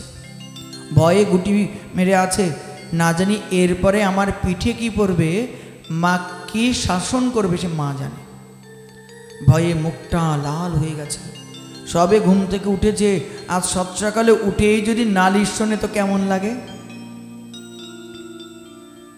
এক গোপী বলছে শোন, তোর লালা আমার ঘর থেকে মাখন চুরি করেছে। যশোমতী মা বলে আচ্ছা, আরে আমার লালা যদি একটু সামান্য মাখন চুরি করেই থাকে, আচ্ছা ওর পেটটা কত বড় বলতো, এত বড় পেট ওর, ছোট্ট একটু পেট, এই 3-4 আঙুলের পেট ওর, ওইটুক পেটে আর কতটুক মাখন ধরে, না হলে খেয়েছেই তোর মাখন। ঠিক আছে, তুই আমার বাড়ি থেকে মাখন নিয়ে যাস। আর চুরি বা কেন করবে, তোরা যদি আমার গোপালকে ভালোবেসে একটু মাখন দিস তাহলে তো কোনো প্রশ্নই ওঠে না। আর এক গোপী উঠে দাঁড়িয়ে বলেছে, কে বলে তোর ছোড়াকে মাখন দিই না। আমরা বলি শোন গোপাল, চুরি করতে হবে না, আমরা ভালোবেসে তোমায় মাখন দিচ্ছি, খাও। তোর গোপাল কি বলে জানিস, বলে কি বলে, বলে দেখো তোমরা আমায় এমনি মাখন দিলে যে না স্বাদ, চুরি করে খেলে যেন তার থেকে অধিক অধিক স্বাদ। বলো রাধে রাধে। রাধে রাধে। তাই চুরি করে খেতে না আমার দারুণ মজা লাগে। তো তোর ছোড়াকে কি বলবো তখন, বলে চুরি করে খেলে নাকি মাখনের স্বাদ পাল্টে যায়, স্বাদ মাখন নাকি অনেক মিষ্টি লাগে। আর এক গোপী বলছে শোন, আমি ভেবেছিলাম তোর গোপাল চুরি করে প্রত্যেক দিন ঘর অন্ধকার করে রাখবো, তাহলে তো চুরি করতে পারবেন অন্ধকার ঘরে। আর লুকিয়েছিলাম, টর্চ লাইট নিয়ে আসবি তো, আলো দিয়ে যেই না টর্চ লাইট দিয়ে করবি, দরজা বন্ধ করে পাকড়াও করব। আমিও লুকিয়েছিলাম। হে ভগবান, তোর লালা যেই না ঘরে ঢুকলো, আমি দেখলাম তোর লালার অঙ্গ দুটিতেই আমার অন্ধকার ঘরটা আলোয় আলোকিত হয়ে গেল। আর আমি বিভোর হয়ে ওর দিকে তাকিয়ে আছি, আর ও কখন যে মাখন পেরে মাখন খেয়ে চলে গেছে আমি নিজেই জানি না। আর এক গোপী বলছে শোন শোন, আচ্ছা মাখন খাবি খা, তাহলে মটকি ভাঙার কি দরকার। আরে ওই পাত্রে তো আবার মাখন রাখতে হয়, প্রত্যেকদিন একটা করে তো মটকি মাটির পাত্র কেনা যায় না, মটকি ভাঙার কি দরকার। আর এক গোপী বলছে আরে তোর বাড়িতে শুধু মটকি ভেঙেছে, আমার কি করেছে জানিস। যশোদা শোন, তোর ছোড়া আমার বাড়িতে মল মূত্র ত্যাগ করে ফেলে রেখে চলে এসছে, এত দুষ্টুর দুষ্টু। মা বলে ছিচি ছিচি গোপাল। গোপাল ওদিকে পেছনে লুকিয়ে আছে, গোপাল জানে আজ হয়ে। এদিকে একদিন উপানন্দের স্ত্রী বলছে, ঠিক আছে, আবার যদি তোকে দেখি না আমার বাড়ির সীমানায় তো ধরে বেঁধে রাখবো, নন্দ বাবাকে ডেকে নিয়ে দেখাবো। আচ্ছা, আমার বাবাকে ডেকে নিয়ে দেখাবি, মাকে দেখাবি রে গোপী? ঠিক আছে কাকি, দেখা যাক কে কাকে দেখায়। উপানন্দের স্ত্রী চোখে চোখেই রেখেছে যে গোপাল কোন পথে যায়, কোন দিকে যাতায়াত করে, আমার বাড়ির দিকে এসলে পাকড়াই করো। গোপাল একদিন সত্যি সত্যি উপানন্দের স্ত্রীর ঘরে চুরি করতে ঢুকেছে। চুরি করতে গিয়ে যেই না মাখনেতে হাত দিয়েছে, অমনি এসে উপানন্দের হাত ধরে নিয়েছে। এবার কোথায় যাবি, কোথায় যাবি তুই? এই যে হাতে নাতে ধরেছি, বলে ছেড়ে দাও কাকি, আমি আর আসবো না, আর আসবো না। আমি তো আজ তোমাদেরকে দেখতে এসেছিলাম, আমি চুরি করতে আসিনি। আরে আমি চুরি কবেই ছেড়ে দিয়েছি, তাই না? তুই যদি চুরি ছেড়েই দিবি তো মাখনের ডিব্বাতে কেন হাত দিলি? বলে কাকি, আমি দেখতে গেছিলাম যে মাখনটা ঠিকঠাক করে রাখা আছে কিনা, নাহলে বানরের উৎপাত তো এই গোকুলে, ওরা যদি খেয়ে নেয়, তাই আমি ঠিকঠাক করে ঢেকে রাখতে গেছি। আচ্ছা, কথা ঘোরানো হচ্ছে, আজ তোকে তোর মার কাছে নিয়ে যাব। তোর মা অনেক বলে, আমরা নালিশ করতে গেলে বলে, আমাদেরকে বলে এটা হতেই পারে না, আমার বাড়ি কি খাওয়ার অভাব, আমার গোপাল চুরি করে খেতে যাবে, হাতে নাতে দিয়ে ধরাবো। গোপালকে কোলে করে ভালো করে আঁচল দিয়ে ঢেকে নিচ্ছে। বলে দেখে কেন, এর সাঙ্গভঙ্গ এ যেমন খতরনাক, এর সাঙ্গভঙ্গ খতরনাক। এ যদি একবার দেখে নেয়, না জানে ফোন করে কে কাকে বলে দেবে, এসে দল পাকড়াও করবে, আর সব হয়ে গেল। ভালো করে ডেকে নিয়ে যাচ্ছে। বলে কাকি ছেড়ে দাও, কাকি ছেড়ে দাও, আর শোনে না। আহা, গোপালকে কি সুন্দর লাগছে, কি নরম নরম তুলতুলে অঙ্গ। আহারে গোপাল কোলে নিয়ে যাচ্ছে, নিয়ে গিয়ে কোল থেকে নাবিয়ে সামনে দাঁড় করে রেখে, যশোদে, এ যশোদে। যশোদা ভাবলো আবার কোন গোপী এলে রে ঝগড়া করতে। যশোদা বেরিয়ে এসছে। যশোদা বলছে, কি হয়েছে, চিল্লাচ্ছিস কেন? বলে চিল্লাবো না, প্রত্যেক দিন তো সকালে এসে বলি, তো বিশ্বাস করিস না, আজ হাতে নাতে ধরে নিয়ে এসছি। দেখ, তোর ছেলে মাখনে হাত দিয়েছিল, এমন সময় আমি হাত ধরে নিয়েছি। আরে আমার ছেলের দুর্নাম করতে করতে কি চোখের মাথাটাও খেয়েছিস নাকি? বলে কেন? বলে একবার ভালো করে তাকিয়ে দেখ। উপানন্দের স্ত্রী ভালো করে তাকিয়ে দেখে গেট আপটা পাল্টে গেছে। তাকিয়ে দেখে যে নিজের ছেলেকে হাত ধরে টেনে নিয়ে চলে এসছে। আরে আমি কোলে করে নিয়ে এলাম, কত নরম নরম লাগলো, কত ভাবলাম আমার ছেলে এত নরম না, তাই তো এ তো পাল্টে গেল কি করে? সর্বনাশ। মাথা নিচু করে নিজেরটাকে হাতে ধরে টানতে টানতে নিচ্ছে, আর মনে মনে ভাবছি কিরে পাল্টে গেলি কি করে তুই?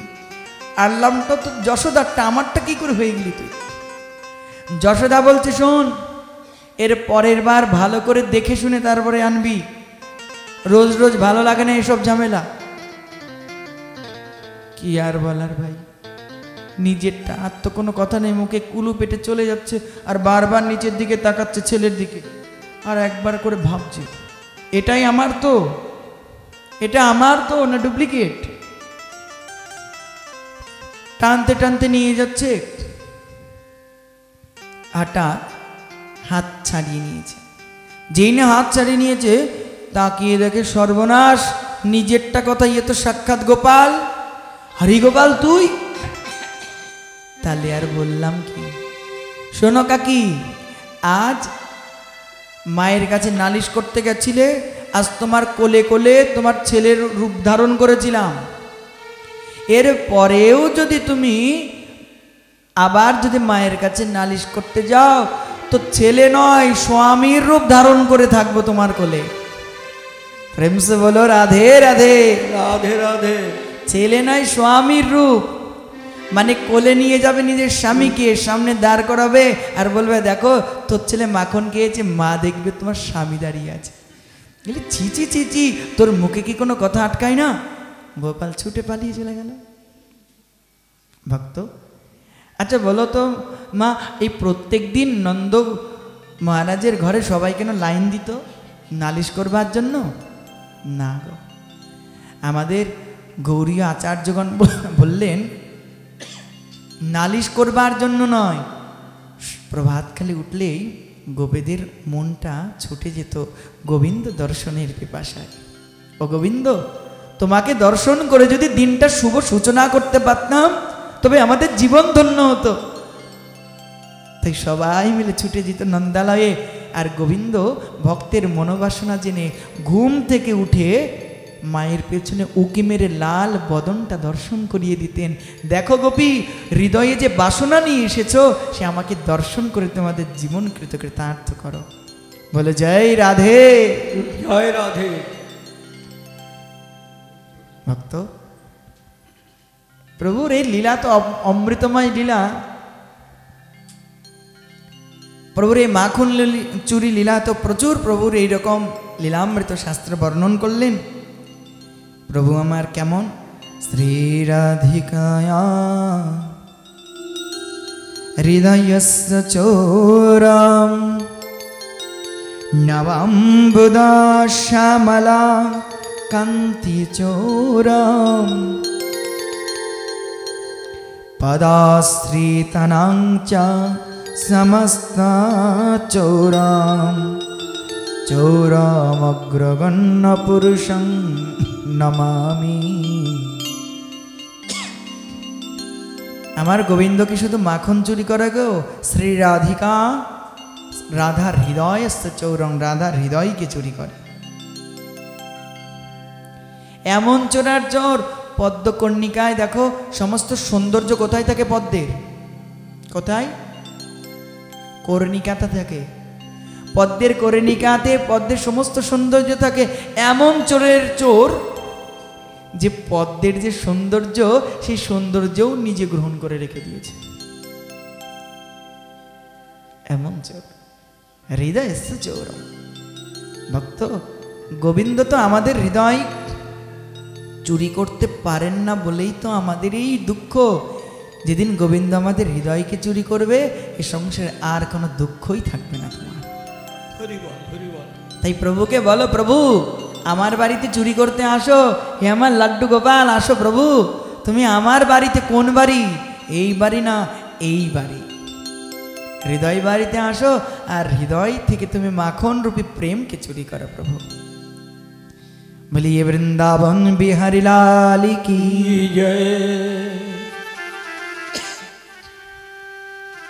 একদিন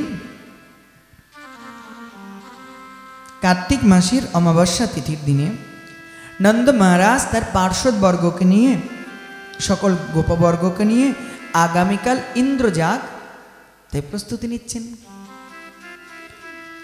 গোপাল দেখছে, আরে আহ কি সুন্দর সুন্দর পিঠের গন্ধ। মায়ের কাছে ছুটে গেছে, মা, ও মা, আচ্ছা এত সব আয়োজন কার জন্য হচ্ছে? আমার জন্য মা। গোপালের দুষ্টুমি দেখে মা বলে, আরে চুপ, এই ইন্দ্রের সেবাই লাগবে, দেবতার সেবাই। বাবা, দেবতার সেবা না হওয়া পর্যন্ত খেতে আছে, যাও বাইরে যাও, রান্নাঘরে ঢুকবে না। আচ্ছা ইন্দ্রজাগ হবে? গোপাল তো কিছু জানে না, কিন্তু তিনি তো অন্তর্যামী, সবই জানেন। বারবার মাকে বলে, মা কি হচ্ছে? আচ্ছা ঠিক আছে, তোর যদি এতই জানার শখ থাকে তো বাবাকে কি জিজ্ঞেস কর, আমাকে জ্বালাস না, আমাকে রান্না করতে দে, অনেক কাজ বাকি বাড়িতে। গোপাল ছুটে গিয়ে বাবাকে বলছে, বাবা, ও বাবা, এই মা দেখলাম এত আয়োজন করছে, সমস্ত গোপ গোপীরা এত ব্যতিব্যস্ত হয়ে কি আয়োজন করছে বাবা? লালাকে কোলে তুলে নিয়ে নন্দবাবু বলছেন, লালা, আগামীকাল গোবর্ধন পর্বতের পাদদেশের দিকে আমরা ইন্দ্রযজ্ঞ করব। বাবা, এই ইন্দ্রযজ্ঞ কি, কেন করা হয়?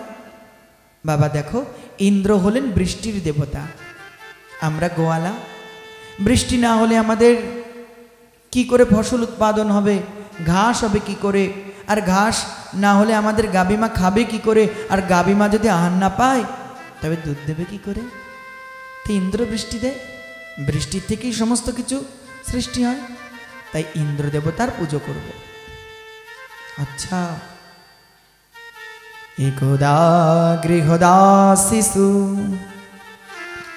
यशोदानंद गेहिनी अंतर निजुक्तासु निर्ममंथ संयम दधी। एकदा কোন দিন? কার্তিক মাসের অমাবস্যার দিন, একদিন। সেই কোন দিন? এই কার্তিক মাসের অমাবস্যার দিন। গৃহদাসীসু বহুবচন অন্তপাদ, একজন দাসিয়া নয়। আচ্ছা, যার বাড়িতে নবলক্ষ ধেনু, যার বাড়িতে, তাহলে কত দাস দাসিয়া থাকা প্রয়োজন? কত? আরে তোমাদের যদি দোতলা বাড়ি হয় তো অন্তত দুজন অন্তত রাখতে হয়।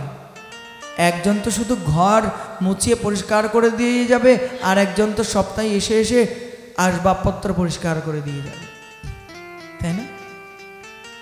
যার বাড়ি নবলক্ষ ধেনু তার কত দাস দাসিয়া দরকার গো মা?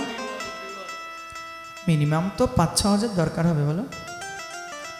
আর তাদের আবার ট্যাকেল দেওয়ার জন্য আরো কত দরকার?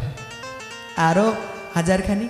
কত দাস দাসিয়া! তাহলে একবার ভাবো, আমার নন্দ বাবার মহলটা কত বড়। মাগো, মহল বড় হলে হয় না, হৃদয় মহলটা বড় করতে হয়। যার হৃদয় মহল বড়, ওই রাস্তায় শুয়ে থাকলেও তার মনে হয় বৈকুণ্ঠে আছে। নন্দ মহারাজ আদি বললেন, সবাই দেখছে অন্য কাজে ব্যস্ত, আর কি মা কি করেছেন, মা পূর্বরাত্রে সবাই ব্যস্ত থাকবে, ওই জন্য মা পূর্বদিন সন্ধ্যাকালে পদ্মগন্ধাযুক্ত গাভীর দুগ্ধকে দহন করে রেখে দিয়েছে। সব গরুর দুধ আবার পদ্মগন্ধাযুক্ত নয়, মুষ্টিমে কয়েকটি গরু। এই পদ্মগন্ধাযুক্ত গাভীর দুগ্ধ যেমন সুগন্ধ তেমনি পুষ্টিপ্রদ, তাই মা গোপালের জন্য রেখে দেয়। মা কি করেছেন বলে, আমার গোপাল তো ভীষণ চঞ্চল, ও ওঠার আগে আমার বাড়ির সমস্ত কাজ করে নিতে হবে, কারণ সবাই দাস দাসিয়া তো আজকে অন্য কাজে বাইরে ব্যস্ত আছে, বাড়িতে আমি একা। তাই মা প্রভাতকালে উঠেছেন, প্রভাতকালে উঠে গোপালের জন্য সেই পদ্মগন্ধাযুক্ত যে দুধ, ওই দুধকে উনুনে চাপিয়ে দিয়েছে। উনুনে চাপিয়ে দিয়েছে যে এটা জাল হোক, আর ততক্ষণে আমি গোপালের জন্য মাখন তৈরি করি, কারণ মাখনটা প্রভাতকালে ঠান্ডা সময় হয়। মা দধি মন্থন করছেন, কেমন ভাবে? ইয়ানি ইয়ানি হগীতানি তদ বাল চরিতানি চা দধি নির্মন্থনে কালে স্মরন্তি তন্নগায়তা। ইয়ানি ইয়ানি গীতানি, মা গীত গাইছেন। ভক্ত, ভক্তি 3 প্রকারে হয়, কায়া মনসা বাচা, 3 প্রকারে ভক্তি হয়। কায় দ্বারা মানে দেহ দ্বারা ভগবানের সেবা করে যে ভগবত প্রতিবিধান, তাকে দেহরূপ ভক্তি। মনসা, মন দ্বারা ভগবানের কথা চিন্তন করে যে কর্ম ভগবত সেবার, তাকে বলে মনোময় ভক্তি। বাক্য দ্বারা ভগবানের গুণগান করে যে ভগবত সেবা, তাকে বলা হয় বাক্যময় ভক্তি। মা 3 বস্তু দ্বারা আজ গোপালের সেবা করছে। বপুষা, দেহর দ্বারা, দধি নির্মন্থনী, গোপালের জন্য দধি মন্থন। বচসা, বাক্যের দ্বারা, গায়ন্তি, গোপালের গান চারণ কবিদের মুখে শুনে শুনে গোপালের গুণকীর্তন গাইছে। अरे मनसा स्मरन्ति मन द्वारा गोपाल के स्मरण करছেন चिंतन करছেন। अच्छा गोपाल तो घुमिয়েছিল অমনি গোপাল উঠে এসে পেছন থেকে মাকে জড়িয়ে ধরেছে। মা মা বলে আরে কি পেছনে তাকিয়ে দেখে আমার নয়নমণি। আরে গোপাল তুই কি করে এলি এখন? তোর তখন ঘুমানোর সময়। আপনি ভগবান যেন বলছে মাগো এই প্রকারে কেউ যদি কায় মন বাক্য দ্বারা আমাকে ডাকে আমি কি আর তার থেকে দূরে থাকতে পারি গো মা? আমি তার কাছে ছুটে চলে যাই।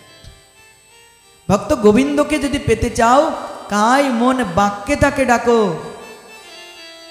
এই সংসার কে কি বললো কিবা আসে যায়, পরের কথায় কিবা আসে যায়, মিছে দাগা তুমি পেও না।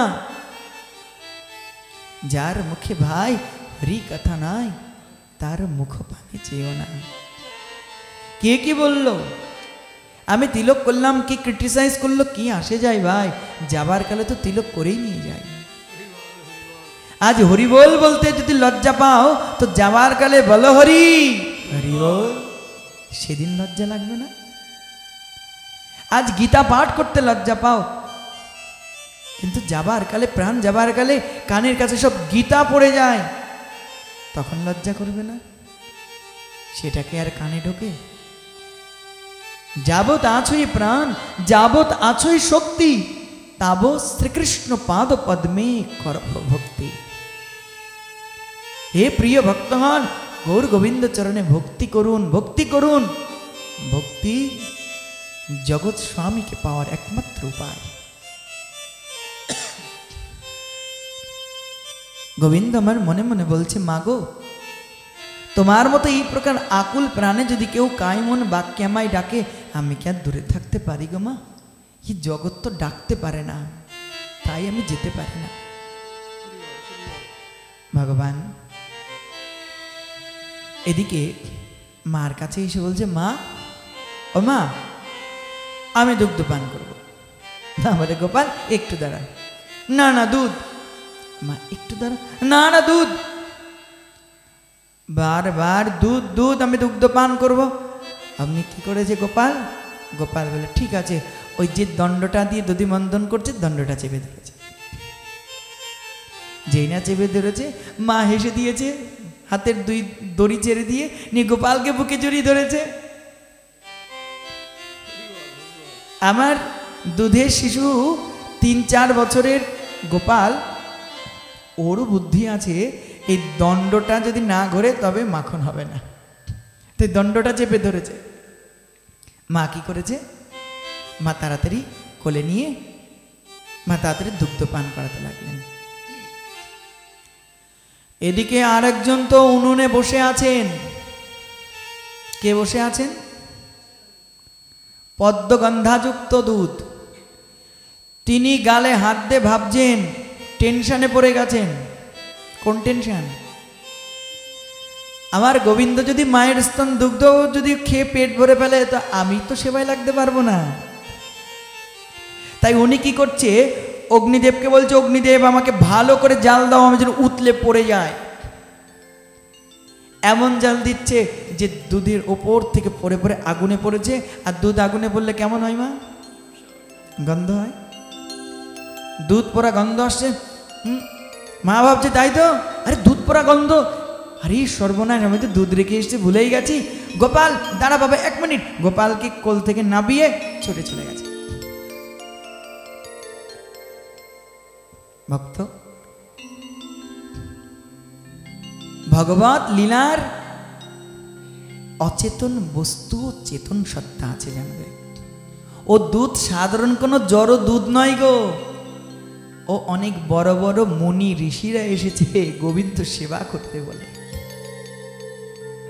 বৃন্দাবনের ওই লতা গুল্ম পক্ষে দেখো সাধারণ কোনো নয়, ও বড় বড় মুনি ঋষিরা এসেছে নন্দনন্দনের সেবায় লাগবে বলে। নিজের জীবনকে ভগবত সেবায় লাগিয়ে দাও, তোমার জীবন ধন্য হয়ে যাবে। প্রেম সে বলো না জয় রাধে जय राधे।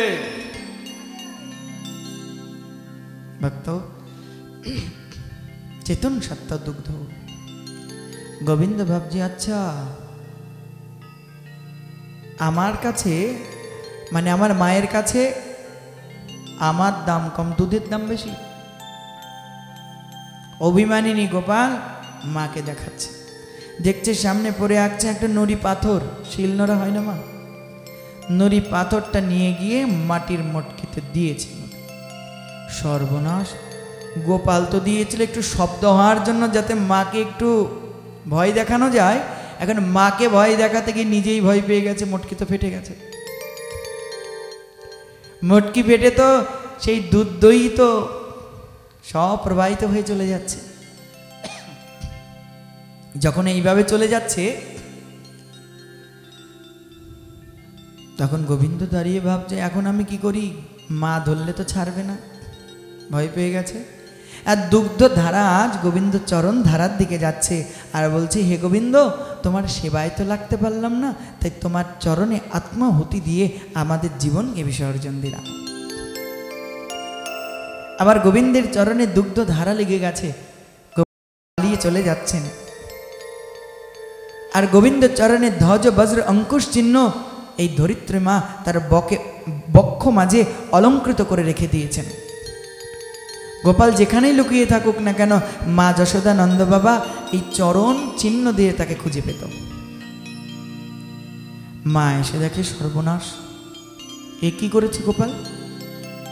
মা একটু হাসলেন, রাগ করলেন না, কিন্তু ভাবছেন দেখো এই বয়সে যদি এত টেম্পার হয় আমার গোপালের, না জানি আরো কাল পড়ে আছে, এখন যদি না শাসন করি পরে গিয়ে আরো বাদর হয়ে যাবে, শাসন করতে হবে। মা ভেতরে হাসছেন, বাইরেটা কঠোর হয়ে হাতে একটা স্বর্ণদণ্ড নিলেন, সোনার লাঠি। এবার গোপালকে ধরছেন। গোপাল কোথায় কোথায় গিয়ে দেখে মাখন যে ঘরে রাখা থাকে সেই ঘরে, সেই ঘরের দরজা যেই না খুলেছে মা, আর সেই দেখে উদুখলের ওপর দাঁড়িয়ে মটকি ফেরেছে, উদুখলের ওপর বসে মাখন খাচ্ছে, আর জানালে দিয়ে কত শত বাদরকে ঘরে ঢুকিয়েছে, কেউ বা জানালার ধারে বসে আছে। তারা হি হি করে প্রভু দাও প্রভু দাও, অমনি প্রভু গোপাল মুখের থেকে নিয়ে এটা ছুড়ে দিচ্ছে, আর তারা প্রেমানন্দে ভোজন করছে। গোবিন্দ দুহাত দিয়ে মাখন খাচ্ছে, দুহাত দিয়ে ওদের মুখে তুলে দিচ্ছে। আচার্যগণ বললেন, বলে কেন আজ আমার গোবিন্দ এত সদয় কেন হয়েছেন? ব্রহ্মাদি দেবতাগণ, পার্বতী দেবী তপস্যা করে যে প্রসাদ পেতে হয়েছিল তাকে, আর এরা অনায়াসেই লাভ করলো। বলল ত্রেতা যুগে এরা আমার সীতা উদ্ধারের জন্য অনেক সহযোগিতা করেছিল, সমুদ্র বন্ধনে সেতু নির্মাণে কথা দিয়েছিলাম, এবার তোমাদের কিছু দিতে পারলাম না, আগত দাপর যুগে আমি দেব। তাই আমার অধরামৃত ব্রহ্মা শিবাদির দুর্লভ যে আমার অধরামৃত, সে আমার অধরামৃত দিয়ে আমি সেদিন মুক্ত হলাম। প্রভু সেই অধরামৃত দান করলেন। মা দেখছে আরে খাবি খা, বানরগুলোকে কেন খাওয়াবি?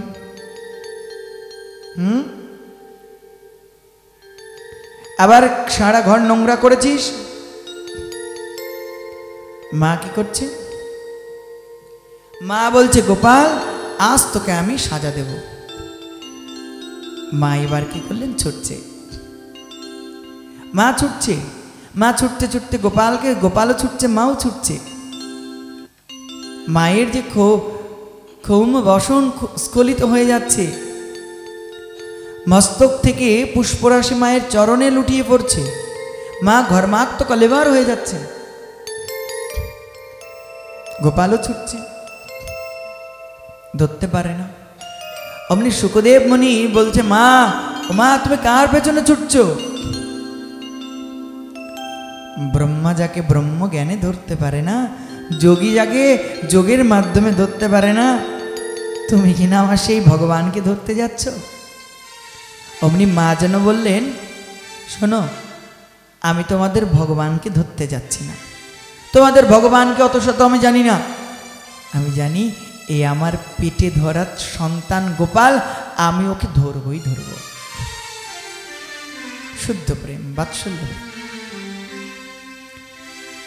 মা দেখছে, আরে রাস্তায় এত কাকর আমার পায়ে লাগছে, আমি ঘেমে গেছি, তাহলে আমার গোপালও তাড়াতে এত কষ্ট হচ্ছে। গোপাল দাঁড়া, গোপাল, গোপাল দাঁড়া। গোপাল দাঁড়ায় না। গোপাল দাঁড়িয়ে বলে, মা ধরো ধরো। মা ছুটে যায়, গোপাল আরো পালাই, কেন খেলা করছে। মা দাঁড়িয়ে পড়লেন, আমার গোপালের চরণে ব্যথা লাগছে। গোপাল দাঁড়িয়ে পড়ল, মা গিয়ে ধরলেন, গোপাল তুই এত দুষ্ট হয়েছিস কবে থেকে? মা হাতটা ধরেছে। আরে গোপাল, সবাই আমার বাড়িতে এসে নালিশ করত, তুই নাকি চুরি করে খাস। আমার খুব কষ্ট হতো, কেন চুরি করবে, তোর খাওয়ার অভাব। কিন্তু এখন তো দেখছি তুই নিজের ঘরেতেই চুরি করে খাস। আরে বেটা, আমি তো তোর জন্যই রেখেছি, আমি তোকে দিতাম। আচ্ছা, খেলি খেলি, বাদরগুলোকে খাওয়ানোর কি দরকার ছিল তোর?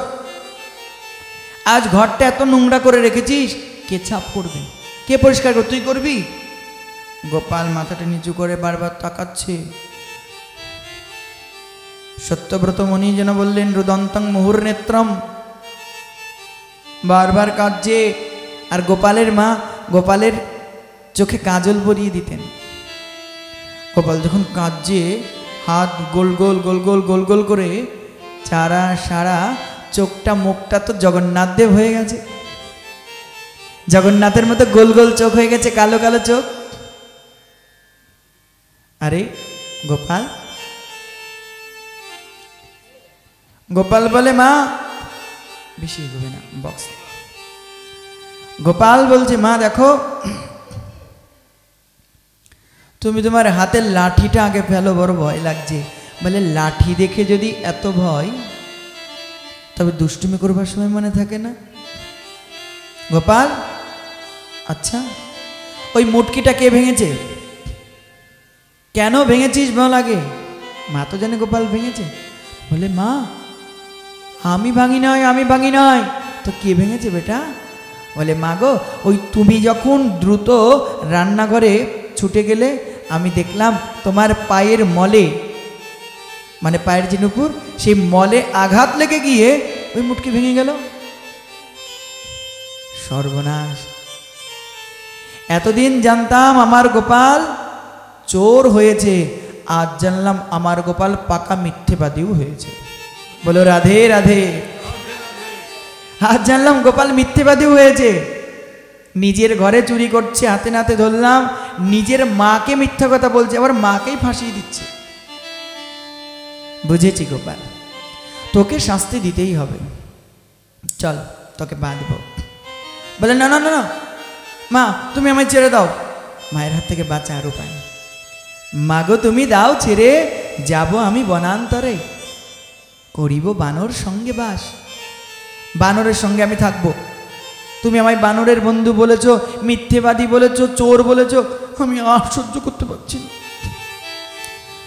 গোপালের বুকটা যেন ফেটে যাচ্ছে। এখন চোখে যদি জল না আসে, মায়ের প্রহার তো পড়বে, গোপাল খুব ভালো করেই জানে। একবার মায়ের দিকে তাকায়, দেখে কোপটা মার ঠান্ডা হয়েছে কিনা মাথা, আবার ভাবে কি করি, কপট কান্না আমার গোবিন্দ ভালোই পারে। মা ছেড়ে দাও, মা আমি চলে যাব, আমি বনে থাকবো, বনে বনে গাছে গাছে ঢুলবো, আর বনের ফল খাবো, আর কি করব? আমি তোমার বাড়ি আর আসবো না, আমি তোমাকে মা বলেও ডাকবো না। মা বলে, আমায় মা বলে ডাকবি না তো কাকে মা বলে ডাকবি তুই? ওই বানরের মাগুলোকে মা মা বলে ডাকবো? আচ্ছা, না আসিব তোর কাছে, বনে কত ফল আছে, না খেয়ে রব 12 মাস। বনে গাছে গাছে বান্দরের মতো ঝুলবো, ওদের মাকে মা বলবো, বনে থাকবো। আচ্ছা, আরে নাহি ননি খাবো, পরে রে মা বলিব, মা হইয়া বলেন নিচ। আরে মা হইয়া কেউ নিজের ছেলেকে চোর বলতে পারে? চোর বলবে তোমার ছেলেকে? বাবা, নিজের ছেলে একদম ধোয়া তুলসী পাতা। বলো রাধে রাধে। নিজের ছেলেকে কেউ চোর বলে? তুমি কিনা নিজের ছেলে আমাকে চোর বলছো মা। কে দে অন্দিকা কপট নাই মা। বলে দেখো, এ তো একে দুষ্টু, তারপরে ঘরদর নোংরা করেছে, তারপরে আবার কি করছে? বলে বানর ঘরের সঙ্গে বনে বাজারে চলে যাবে। ও যদি আজ যদি সত্যি সত্যি ঘর থেকে চলে যায়, আমি খুঁজবো কোথায়? এই দুষ্টু ছেলেকে খুঁজবো নাকি আমি ঘরের কাজ সামলাবো? আবার ওনার সকালের খাবার রেডি করতে হবে, স্বপ্ন নষ্ট করে দিয়ে বসে আছে। মা ভাবলো একে শাস্তি দেওয়া দরকার, এর খাবার তৈরি করা দরকার। একটাই উপায়, একে বাধা ছাড়ার কোনো গতি নেই। মা কি করেছে, যে উদুখলের উপর দাঁড়িয়ে বাঁধবে সেই উদুখল নিয়ে এসছে, আর ঘরে যে দড়ি ছিল সে দড়ি নিয়ে এসছে। উদুখলে বেঁধে গোপালের কোমরে বাঁধবে, দেখে 2 আঙুল কম। ঠিক আছে, আরেকটা দড়ি বাঁধো, আবার 2 আঙুল কম। আর একটা দড়ি বাঁধো, আরো 2 আঙুল কম। আচ্ছা ভক্ত, আপনারাই বলুন, যে এত দড়ি বাঁধা হচ্ছে কি 2 আঙুল কি বেশি হচ্ছে না? তো 2 আঙুল কেন কম পড়ে যাচ্ছে? 2 আঙুল কি বস্তু? ভক্ত, আমাদের আচার্যপাদগণ টিকা টিপ্পণীতে বর্ণন করলেন,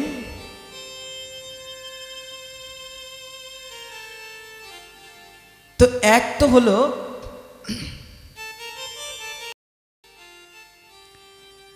ঐশ্বর্য, আর এক তো হলো মাধুর্য। মন দিয়ে শুনবেন ভক্তগণ। কশ্যপ অদিতির পুত্রকে এই গোবিন্দ, নন্দ যশোদার পুত্রকে এই গোবিন্দ। বস্তুত সেই ভগবত, সেই ভগবান তো। কশ্যপ অদিতি তিনি তো ঐশ্বর্য রসের সেবক, মা যশোমতী মা তো মাধুর্য রসের সেবক। ঐশ্বর্যময় কশ্যপ অদিতি ভাবছে আমার ছেলেকে বাঁধতে দেব না, 1 আঙুল কমিয়ে দিচ্ছে। আর মাধুর্যময়ী বাধা পড়ছে আমি 1 আঙুল, আর মাধুর্যময় আমি বাঁধবো 1 আঙুল কম। রসিক আচার্য আবার বললেন, এক তো ভগবানকে তো সেই বাঁধতে পারে হৃদয়ে, এক তো ভক্তের সাধনা, 2 তো ভগবত করুণা। যদি তুমি সাধনা করো, প্রভুকে হৃদয়ে বাঁধতে পারবেই পারবে, কারণ প্রভুর করুণা হবেই হবে। বলো রাধে রাধে। রাধে রাধে। তাই বাঁধতে পারছে না। সুখদেব মুনি বললেন, মা কাকে বাঁধতে যাচ্ছ? যিনি এই জগৎকে বাঁধে মায়ার সংসারে, তাকে তুমি বাঁধবা? অত শত বুঝি না বাপু, আমি আমার পেটের ছেলেকে বাঁধবো, বেঁধেই ছাড়বো। দৃঢ় বাৎসল্য স্নেহ যেই নাম করেছেন গোপালকে, এবার সেই 2 আঙুল যে কম পড়ছিল, মা যখন ইষ্টদেব নিজের নারায়ণকে স্মরণ করে, নারায়ণ ভগবান, আমি কেন আমার ছেলেকে বাঁধতে পারছি না? যেই না নারায়ণকে স্মরণ করে, যে নারায়ণ সেই তো ভগবান শ্রীকৃষ্ণেরই তো অংশই নারায়ণ, ঐশ্বর্যময় রূপ। অমনি কি হলো, অমনি মা বেঁধে ফেলল। মা সবাই চলে গেছিল, কিন্তু যে মায়েরা গিয়ে গোপালের দুষ্টু মিষ্টি রূপটা দেখতে যেত, তারা যায়নি। গোপাল ছাড়া তারা কাউকে জানে না, কাউকে বোঝেও না, তারা এসে রঙ্গ তামাশা দেখছে।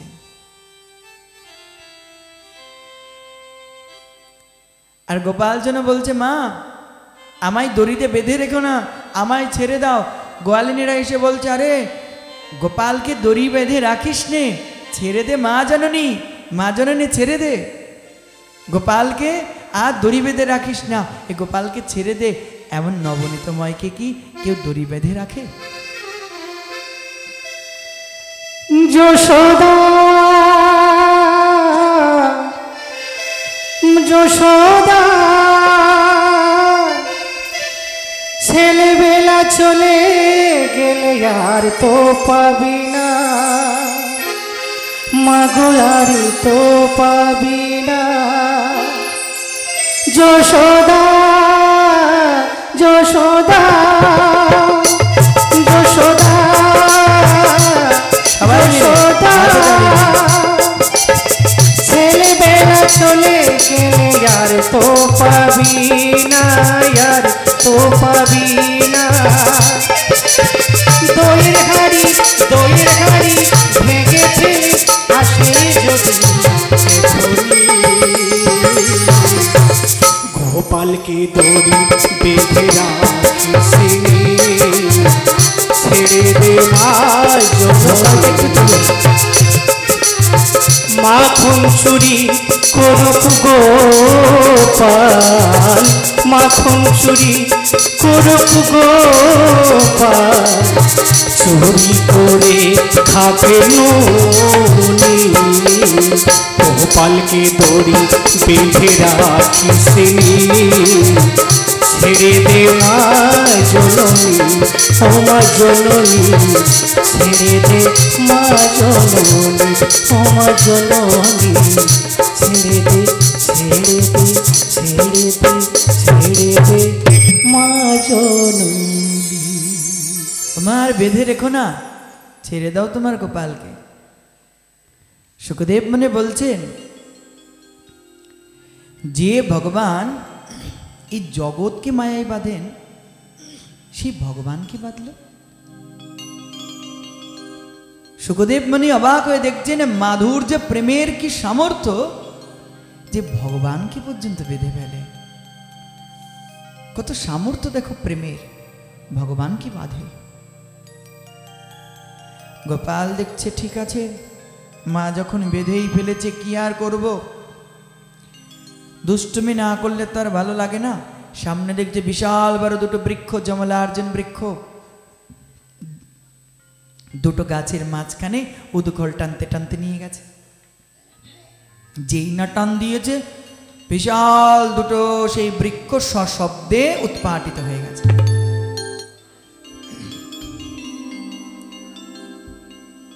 সব খেলার সাথীরা ছুটে এসেছে, তারা দেখছে। মা ছুটে এলেন। এরা ছিল পূর্বজন্মে নলকুবের মণিগ্রীব দেবর্ষিপাদ নারদকে দেখে অবমাননা করলেন। মদ্যপানী হয়ে স্বর্গের মন্দাকিনীতে জলবিহার করছিল নারীগণের সঙ্গে বিবস্ত্র হয়ে, মদ্যপান করে। নারীগণ দেখলেন দেবর্ষিপাদ এসছে, বস্ত্র পরিধান করে তাকে সম্মান দিলেন, কিন্তু এরা বিবস্ত্র হয়ে উলঙ্গ হয়ে মদে মাতাল হয়ে গিয়ে শাস্ত্র বিরুদ্ধ কর্ম করতে লাগলো। অনেক ইঙ্গিতে বোঝাতে লাগলেন দরিদ্র নিরহং স্তম্ভ মুক্ত সর্বম দৈবিহ। দরিদ্র ব্যক্তির সুখ মেলে, দুঃখ হলেও সুখ কেন জানো? তার পেটের চিন্তা থাকে, অন্য কোনো চিন্তা থাকে না। আর যার অনেক ধন দৌলত আছে তার তো পেটের চিন্তা নেই, কি করে অর্থকে বিলিয়ে নষ্ট করবে অসৎ পথের চিন্তা করে। তাই দরিদ্র ভালো। যখন শুনলো না, বলে শুনবে কি করে, এর বাবার কম আছে নাকি? তাই কি করলো, অভিশাপ দিলেন, যাও তোমরা বৃক্ষজনী প্রাপ্ত হও। সেই অভিশাপ দেওয়াতে তারা ছুটে এলেন, অপরাধ হয়েছে ক্ষমা করুন। বলে 100 বছর বৃক্ষ হয়ে থেকেও তারপর ভগবানের স্পর্শে মুক্তি মিলবে। তাই আজ ভগবান স্পর্শ করে তাদেরকে মুক্ত করলেন। তারা এসে ভগবানকে প্রণাম জানিয়ে অনেক স্তুতি আদি করে তারা আবার তাদের নিজ ধামের দিকে রওনা হলেন। নন্দ বাবা ছুটে এলেন, আরে আমার গোপালকে কে বেঁধে রেখেছে? দেখছে মায়ের মুটকি ভেঙেছে, তাই মা বেঁধেছে। বাবার বড় বড় গাছ ভেঙেছি, না জানে বাবা এবার কি করে। ভয়ে চুপচাপ আছে। বাবা গোপালের মুখ দেখে বুঝতে পেরেছে, ভয়ে বিতাড়িত। বাবা কাছে গিয়ে কি করলেন, গোপালের বন্ধন মুক্ত করে গোপালকে কোলে তুলে নিলেন। বলি এ দামোদর ভগবান কি জয়। ভক্ত যশোদা হলেন বন্ধনকারীর বন্ধন দাত্রী, আর নন্দ বাবা হলেন বন্ধন মোচনকারীর বন্ধন মোচনকারী। বলো রাধে রাধে। রাধে রাধে। যিনি জগৎকে বন্ধন করেন তাকে বন্ধন মুক্ত করেন কে? নন্দ বাবা। যিনি জগৎকে বন্ধনে আবদ্ধ করে তাকে কে বাঁধে?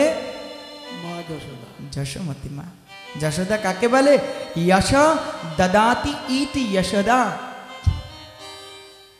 অর্থাৎ যিনি ভগবত সেবার দ্বারা ভগবানের যশ উৎপাদন করেন, অথবা যিনি যশ দদাতি, যিনি যশ প্রদান করেন, যিনি সংসারকে যশ প্রদান করেন ভগবত সেবার দ্বারা, তিনি যশোদা। এই প্রকার দামোদর ভগবান একদিন দেখছে এক ফল বিক্রি বলি কৃণহি বা ফলানীতি। আরে ফল নেবে? ফল তোমরা কেউ ফল নেবে? নেবে না ফল? আরে ফল নিতেই তো এসেছো, ভক্তি ফল, প্রেম ফল। সেই দুই ফলের আসে জীব পাখি নিত্য আসে। আমার মহাপ্রভু যে দুই প্রেম আর ফল নিয়ে এসছে, সেই ফল পাবার আশেতেই কথামৃত। নিরন্তর করে কোলাহল। ফল নেবে? এখন গোপাল বলছে, মা ও মা ওই ফল দিচ্ছে। বলে, বেটা ফলকে আর এমনি দেবে?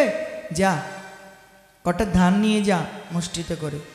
গোপালের তো অনেক বড় বড় হাত না, তাই না? ছোট্ট ছোট্ট হাত। 3 বছর 4 বছরের ছেলেপেলের হাত কি এত বড় হয় নাকি? ছোট্ট হাত, 2 মুষ্টি করে ধান নিয়েছে, নিয়ে ছুটতে ছুটতে যাচ্ছে।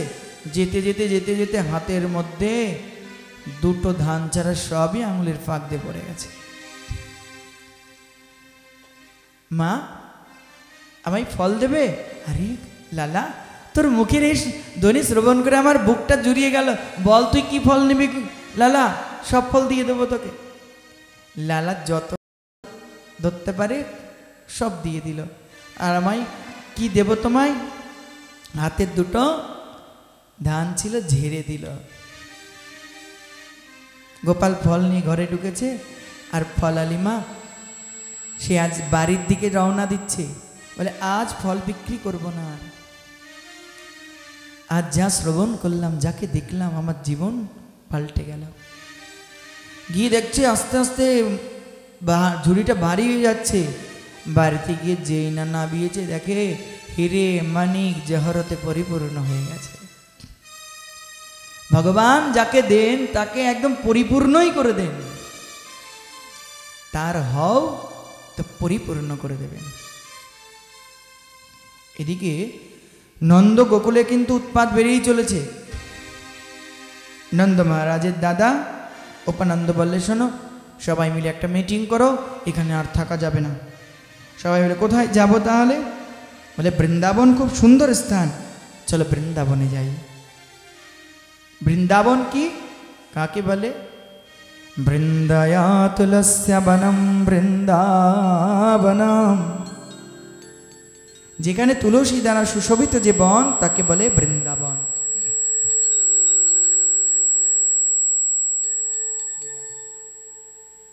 হরে কৃষ্ণ, হরি বল। বৃন্দাবন সেই তো বৃন্দাবন। বৃন্দানাং ভক্ত সমূহানাং বনম বৃন্দাবনম। ভক্ত ভগবানকে নিয়ে বা ভগবান ভক্তবৃন্দ যেখানে বাস করেন সেটাই বৃন্দাবন। বলো রাধে রাধে। বৃন্দাবন ধামে কি এটাই বৃন্দাবন। যেখানে ভক্ত সঙ্গে ভগবত সঙ্গে হরি কথা হয় সেটাই বৃন্দাবন। मन चल रे वृंदावन धाम, राधे राधे गाएंगे। मन चल रे वृंदावन धाम, मन चल रे वृंदावन धाम, राधे राधे गाएंगे। मन चल रे बोलो धाम राधे राधे गाएंगे। बोलो राधे राधे गाएंगे, श्यामा श्यामा गाएंगे। राधे राधे गाएंगे, श्यामा श्यामा गाएंगे। बोलो श्यामा श्यामा गाएंगे, राधे राधे गाएंगे। श्यामा श्यामा गाएंगे, राधे राधे गाएंगे। मन चल रे वृंदावन धाम, राधे राधे गाएंगे। मन चल रे वृंदावन धाम, राधे राधे गाएंगे। मन चल रे वृंदावन धाम, श्यामा श्यामा गाएंगे। मन चल रे वृंदावन धाम, राधे राधे गाएंगे। বলিয়ে বৃন্দাবন ধামে কি জয়। সমস্ত গোপ বৎসল গোপ গোপীকে নিয়ে বৃন্দাবন ধামে এলেন। প্রায় সন্ধ্যাকাল এমন সময় উপনীত হলেন বৃন্দাবন ধামে। ভগবানের এখন থেকে সব লীলা বৃন্দাবন ধামের লীলা। বৎসাসুর এলো, ভগবান তাকে কৃপা করলেন। বকাসুর এলো, বকাসুর এসে বলে দাঁড়া, তোকে আজ আমার পেটের মধ্যে বৈকুণ্ঠ দেখাবো। ভগবান বলে ঠিক আছে, তোর পেটে কত বড় বৈকুণ্ঠে আছে আমি দেখবো, চল। হা করে চঞ্চুর মধ্যে আটকে নিল। ভগবান বলে ঠিক আছে, ভেতরে ঢুকে গেছে। গোবিন্দ আমার ভেতরে গিয়ে চুপচাপ কিছুক্ষণ থাকলেন, দেখি তোর কত বৈকুণ্ঠ আগে দর্শন করে নি। এবার ভগবান বলছে দাঁড়া, এবার তোকে দেখাচ্ছে বৈকুণ্ঠ।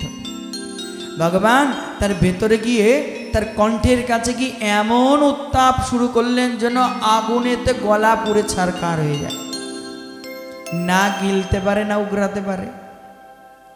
মহা মুশকিল, মহা মুশকিলে তো প্রাণ যায় যায়। গোবিন্দ গলা থেকে বেরিয়ে এসে দুই চঞ্চুর ওপর দাঁড়িয়ে দুই চঞ্চুকে দ্বিখণ্ডিত করে বকাসুরকে নিধন করলেন।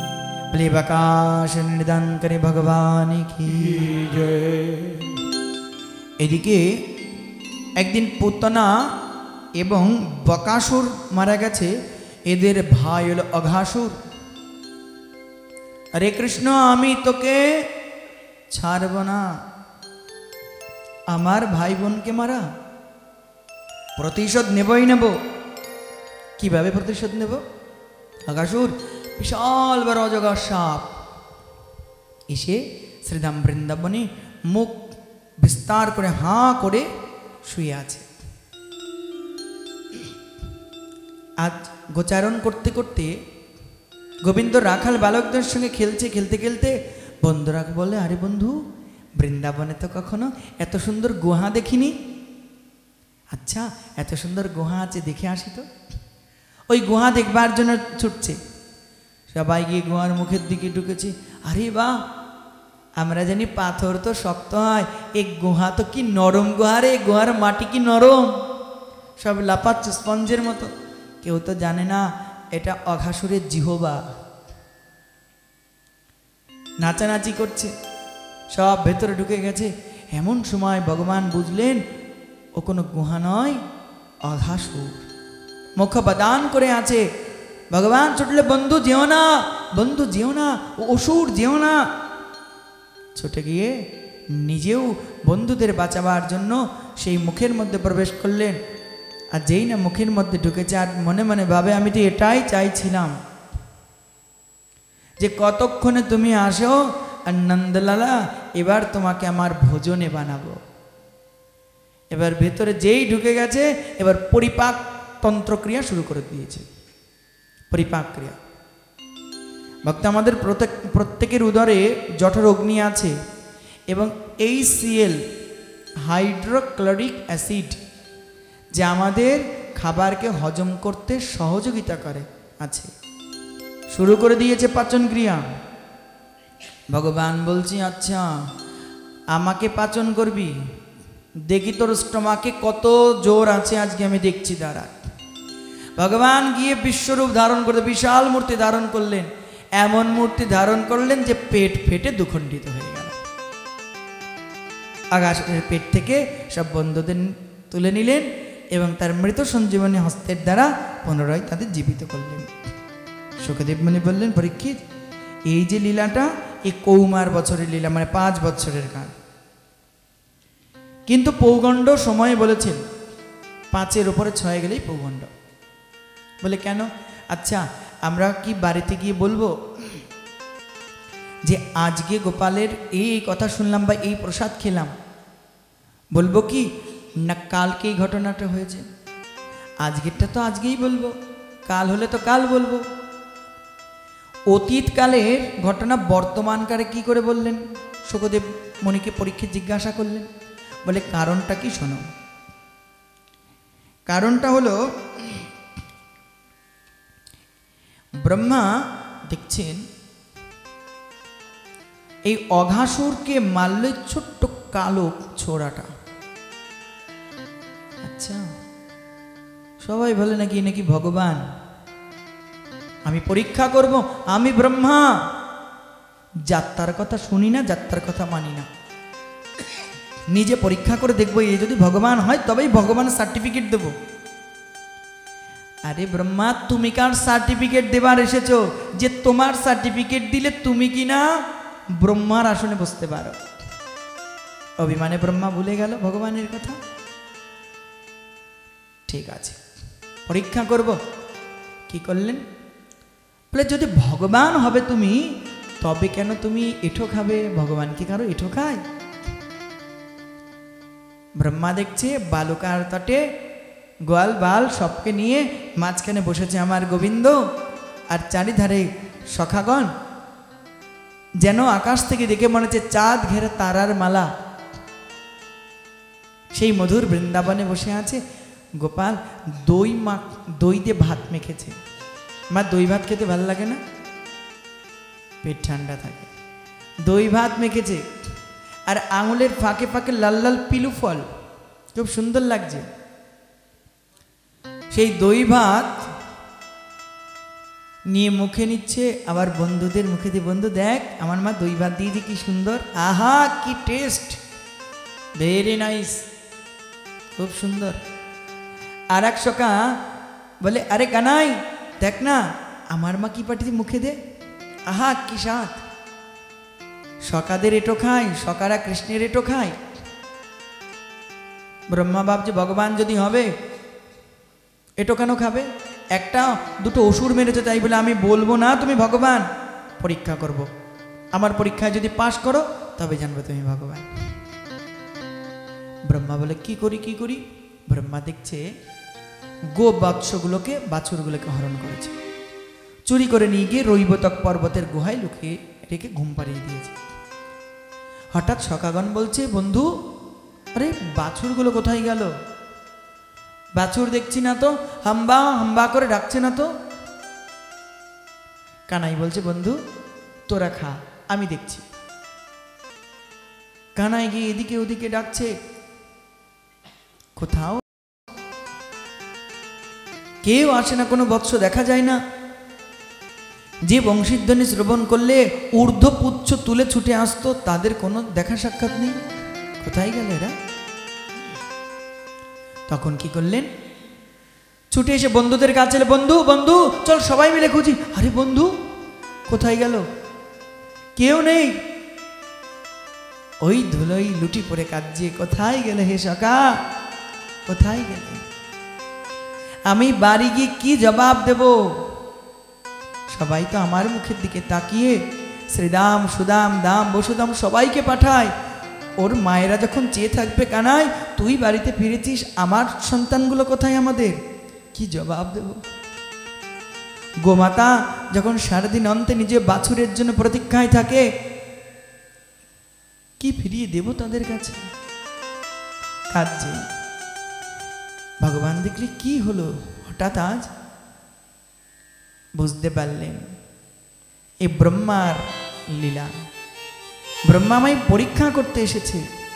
ভগবান মনে মনে বললেন ব্রহ্মা যে তোমার আহ্বানে আমি এসেছি জগৎ কল্যাণের জন্য, আর তুমি ভুলে গেলে? তুমি আমায় ভুলে আমাকেই পরীক্ষা করতে? ঠিক আছে ব্রহ্মা। আজ ভগবান সমস্ত বাছুর মূর্তি ধারণ করেছেন। ভগবান অহম বহুশ্যাম প্রজায় ভগবান এক কিন্তু অদ্বিতীয়, বহু শ্যামল, বহু বলেন। বহু হয়ে গিয়ে আর শ্রীরাম সুদাম সমস্ত গোপগণ হলেন। শুধু কি তাই, তাদের হাতে যেমন পাঁচুনি লাঠি পাঁচুনি হলে, তাদের কপালে যেমন ফেটি ফেটি হলেন, কোমরে যেমন বাঁধন বাঁধন হলেন, বাছুরের গলায় যেমন ঝুনঝুনি ঝুনঝুনি হলেন। সব হয়ে আজ ভগবান তিনি আজ সন্ধ্যাকালে গৃহের দিকে চলেছেন। গৃহের দিকে চলেছেন। সন্ধ্যা সমাগত, যশোমতী মা আরতির ডালানি সাজিয়ে বসে আছেন। আমার গোপাল কতক্ষণে আসবে, গোপালকে আরতি করে ঘরে তুলছে। সবার মা স্ব সন্তানকে আদর করে নিয়ে ঘরে নিচ্ছেন, চুম্বন করছে। কিন্তু আজ সবার অন্তরে আজ অন্য একটা প্রভাব বিদ্যমান হয়েছে। সবাই একটা অনুভব করছে, আমরা প্রত্যেক দিনই আমাদের সন্তানকে চুম্বন করি, বুকে জড়িয়ে ধরি, আদর করি, কিন্তু কেন জানি আজকে যেন একটু বেশি আনন্দ পাচ্ছি। এই আনন্দ কেন পাচ্ছি, এর কি কারণ? গোবৎস ছুটে তার মায়ের কাছে চলে যাচ্ছে, স্তনপান করছে। প্রত্যেক দিনে গাভী মাতা লেহন করে, কিন্তু আজ যেন একটু বেশি আনন্দ পাচ্ছে। কেন আনন্দ? শাস্ত্র বললেন, প্রত্যেক দিন নন্দালয় সেই বৃন্দাবনের গোপগোপীগণ ভাবে মনে মনে যে নন্দ মহারাজের পুত্রটা যদি আমার পুত্র হতো, তাকে কত আদর করে সেবা দিতাম, বুকে জড়িয়ে ধরতাম। আর গাভী মাতা মনে মনে ভাবত, যদি এই নন্দ দোলাল আমার বাছুর হতো, তবে কি প্রাণ ভরে দুধ পান করাতাম। ভক্ত মনোবাসনা পূর্ণ করবার জন্য আজ ভগবান বহু হলেন। বহুই আজ এই প্রকার ভগবান সকলকে আনন্দ দিচ্ছেন। ব্রহ্মা এবার সত্যলোকে চলে গেছে, গিয়ে দেখে সেখানে গিয়ে আরো কত ব্রহ্মা বসে আছে। আরে দারোয়ান বলছে, কে আপনি? এই বেটা, আমায় চিনতে পারলি না? আমি তোকে দারোয়ান পদে রেখেছি আমার বাড়ির, আর আমাকে বলে কে আমি? বলে হ্যাঁ। বলে আমি ব্রহ্মা। ও আচ্ছা, আপনি ব্রহ্মা? তো ভেতরে যারা বসে আছে তারা কি? দরজাটা খুলেছে, দেখে সে তো চতুর্মুখ ব্রহ্মা, কারো শতমুখ, কারো লক্ষ মুখ, কারো হাজার মুখ ব্রহ্মা ভেতরে বসে আছে। সর্বনাশ, এরা তো আমার থেকেও শক্তিশালী। এরা কোথা থেকে এলো, কোথা থেকে এলো ব্রহ্মা ভাবছে। মা কেউ সামনে আসবে না, ওখানে দিয়ে চলে যাও, যাক যেতে, ওখানে কোথাও রাখো। ভক্ত আর ব্রহ্মা কি করছেন? ব্রহ্মা পরীক্ষা করছেন। নিজে পরীক্ষা করতে গিয়ে বিপদে পড়ে গেল, ছুটে এলো। এসে এই আসা যাওয়ার মধ্যে এক ত্রুটি, মানে এই মর্তলোকের 1 বৎসর এসে দেখা যেমনি লীলা চলছে তেমনি লীলা। আচ্ছা, আমি তো পর্বতে আটকে রেখেছিলাম, পর্বতের গোয়া খুলে দেখে তেমনি আছে এরা ঘুমিয়ে। কি উপায়? পর্বতের উপরে দাঁড়িয়ে একবারে দুদিকে তাকাচ্ছে, একসঙ্গে দেখে একদিকে ঘুমিয়ে আরেকদিকে লীলা করছে। ভগবানের চরণে গিয়ে লুটিয়ে পড়ে, প্রভু তুমি পিতা, আমি তব সন্তান। সন্তানের অপরাধ যেমন পিতা ক্ষমা করে, হে জগৎ পিতা অপরাধ ক্ষমা করো। ভগবান কি করলেন? ভগবান মৌন রইলেন, ক্ষমা হবে না, অনেক কষ্ট দিয়েছ তুমি আমার ভক্তর। ভগবান কি করলেন? তা বলে, যাও, আগত কলি যুগে হে ব্রহ্মা, তুমি যবন কুলে জন্ম নেবে, এই ব্রহ্মত্ব থাকবে না তোমার, যবন কুলে জন্ম নিতে হবে। আর তোমার দ্বারা আমি জগৎ কল্যাণ করব, তোমাকে আমি নামের আচার্য বানাবো। নামের আচার্য বানিয়ে জগৎকে শিক্ষা দেব কোন প্রকারে হরি নামে, হরি নামে। হরিদাস ঠাকুর রূপে এলেন, ব্রহ্মাকে কৃপা করলেন, আর নিজে সেই সমস্ত বন্ধু গোবৎস সকলকে নিয়ে এসে দিলেন ব্রহ্মা। প্রভু তাদেরকে মুক্ত করলেন এবং নিজের নিজের রূপকে নিজের মধ্যে প্রবেশ করিয়ে দিয়ে আজ ভগবান নিজে আবার গোচারণ করে গৃহে পড়লেন। ভগবান পূর্ণতম ওম পূর্ণমদ পূর্ণমিদাম পূর্ণাৎ পূর্ণমুদচ্যতে পূর্ণস্য পূর্ণমাদায় পূর্ণমেবাবশিষ্যতে। ভগবান পূর্ণ, ভগবানের থেকে কোটি কোটিও যদি জন্ম হয় তবু ভগবান পূর্ণ, ভগবানের কখনো হানি হয় না। সেই পূর্ণরূপ ভগবান নিজের থেকে কোটি কোটি জন্ম দিয়েও নিজে পূর্ণময় রাখলেন। ভগবান এই প্রকারে ধেনুকাসুরকে বধ করলেন, প্রলম্বাসুরকে বধ করলেন। একদিন বনের দাবানল হলো, প্রভু সেই দাবানল ভক্ষণ করে বন্ধু সখাদের বাঁচালেন।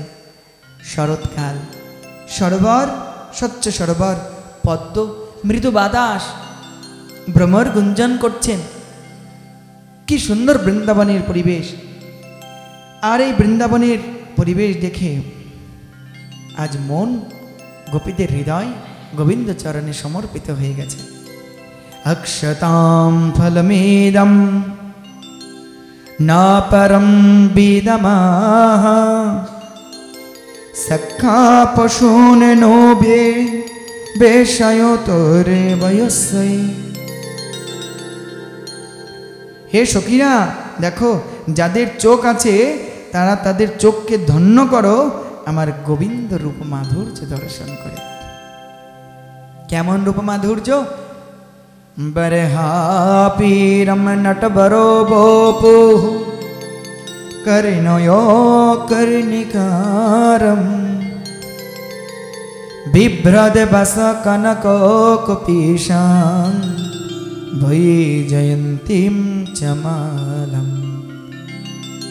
রন্ধ্রান বেনর আধর সুদয়া পুরয়ন গোপ বৃন্দই বৃন্দারণ্যং সাপদ রমণাং প্রবিশাদে গীত কীর্তি। বারহা পিরন, যার মস্তকে ময়ূর পেখম, হলুদ বর্ণের যার পিতবাস, ধুতি উত্তরীয়, যার গলায় বনমালা, দেখো একবার দর্শন করে তোমার নয়ন সফল করো। শরৎকালে প্রভু আজ গোপিকাগণ গোবিন্দকে প্রাণপতি রূপে পাবার জন্য তারা কাত্যায়নী ব্রত করল। অগ্রহায়ণের কৃষ্ণ প্রতিপদ থেকে পূর্ণিমা তিথি পর্যন্ত 1 মাস এই ব্রত।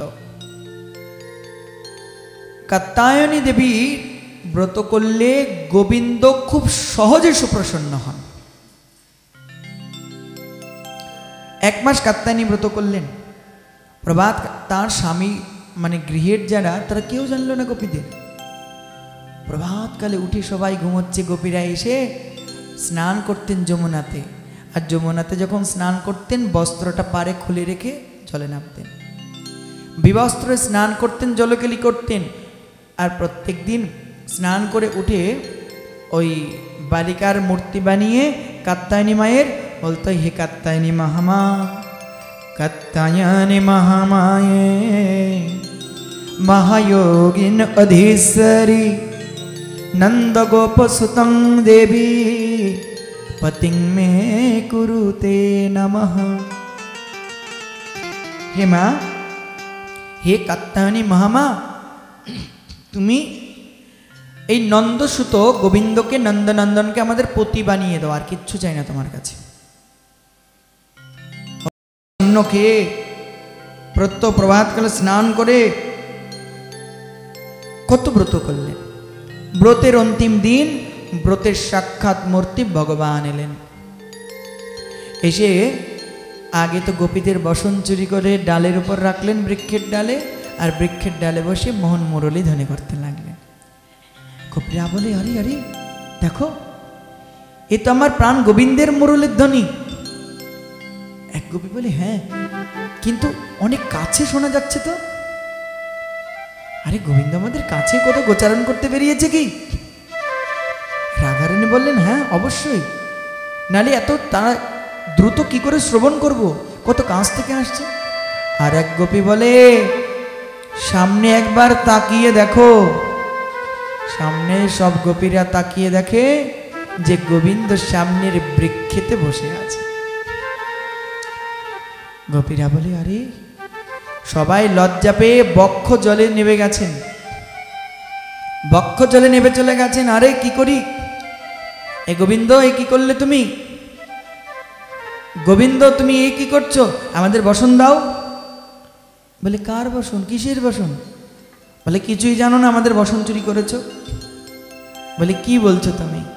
আরে আমি তো ওই পথে যাচ্ছিলাম, গোচারণে যেতে যেতে দেখলাম এই গাছে কত রং বেরঙের ফুল ফুটেছে, তাই দেখতে এলাম। এক গাছে আবার এত শত রঙের ফুল ফোটে নাকি, কারো কেউ লাল ফুল, কারো সবুজ, কালো গোলাপি, কালো হলুদ, কালকে পিঙ্কি পিঙ্কি পিঙ্ক কালার, বিভিন্ন রকম ড্রেস পরা না, বিভিন্ন কালার। তাই দেখতে এলাম এত সুন্দর ফুল, এসে দেখি ফুল কোথায়, এ তো তোমাদের বসন গাছে। বলে শোনো, আমরা গাছে বসন রাখিনি, তুমি চুরি করে বসন নিয়েছো, আমাদের বসন দাও। বলে ঠিক আছে, আমি যদি বসন নিয়েই থাকি তো এসো, কার কোন বসন নিয়ে যাও, কাছে এসো। এখন গোপীদের ডাকছে, কাছে এসো। গোপীরা বলে দেখো আমাদের মান সম্ভ্রম সবই নিয়ে নিলে। গোবিন্দ বোঝালেন, শোনো তোমরা যতক্ষণ বসন না নিতে আসবে বসন দেবে না, জলেই দাঁড়িয়ে থাকো। সব গোপী এক এক করে লাইন দিয়ে এসে হাত পাচ্ছে, কোনটা? গোবিন্দ দেখিয়ে এটা, বলে হ্যাঁ দাও, সে পরে নিচ্ছে। বসন পরে বারবার গোবিন্দ বোঝালেন, শোনো গোপী, জলে স্বয়ং নারায়ণ থাকেন, বরুণদেব থাকেন, নারায়ণ পিতৃসম। আচ্ছা যুবতী নারী কি তার পিতার সঙ্গে বিবস্ত্র অবস্থায় থাকে কি? থাকে না। তবে তোমরা কেন পিতৃপক্ষে বিবস্ত্র হয়ে স্নান করছো? তাই তোমাদের শিক্ষা দেবার জন্য এলিলাম। আর এক কি তাৎপর্য দেখো, তোমরা আমাকে কি রূপে পেতে চাইছো? পতিন্মে কুরুতে নামা, পতিরূপে। আচ্ছা পতিরূপে যাকে পেতে চাও তার কাছে কোনো লজ্জা থাকার আছে কি? যদি পতির কাছে যদি লজ্জা থাকে তো পত্নীর মর্যাদা লাভ হয় না। তো দেখো আগত যে লীলা, রাস লীলা ভগবান জানেন যে তোমাদের মনোবাসনা পূর্ণ করব। আজ তোমাদের দেহ ধর্মকে, লাশ ধর্মকে আমি হরণ করলাম, তাই আজ এই বসন চুরি লীলা। ভক্ত অনেকে এখানে অনেক মন উক্তি কথা বলে রাখে, ভগবানের নামে নিন্দাদি করে, মহামূর্খ। এই জগৎ ভগবত প্রত্যেকটি লীলার পেছনে জগৎ কল্যাণকারী কাজ আছে। যে উপলব্ধি করতে পারে না তারা জাগতিক লীলাকে নিয়ে মাতামাতি করে তারা নরকে পতিত হয়। একদিন গোবিন্দ সবাইকে নিয়ে চলেছেন, গোচারণ করতে করতে গিয়ে আজ অন্য বনে গেছে, অশোক বনে। বটু বলছে ভাই খুব খিদে পেয়েছে। বলে নে মা যা পাঠিয়েছে খা। খুলে দেখে সব শূন্য, কিছুই পাঠায়নি। আর গোবিন্দ বলে দেখি আমার মা কি পাঠিয়েছে। খুলে দেখে আমার মাও পাঠায়নি। সবার মা ভুলে গেছেন যোগমায়ার দ্বারা। তখন কি বললেন, কি করব তাহলে এখন?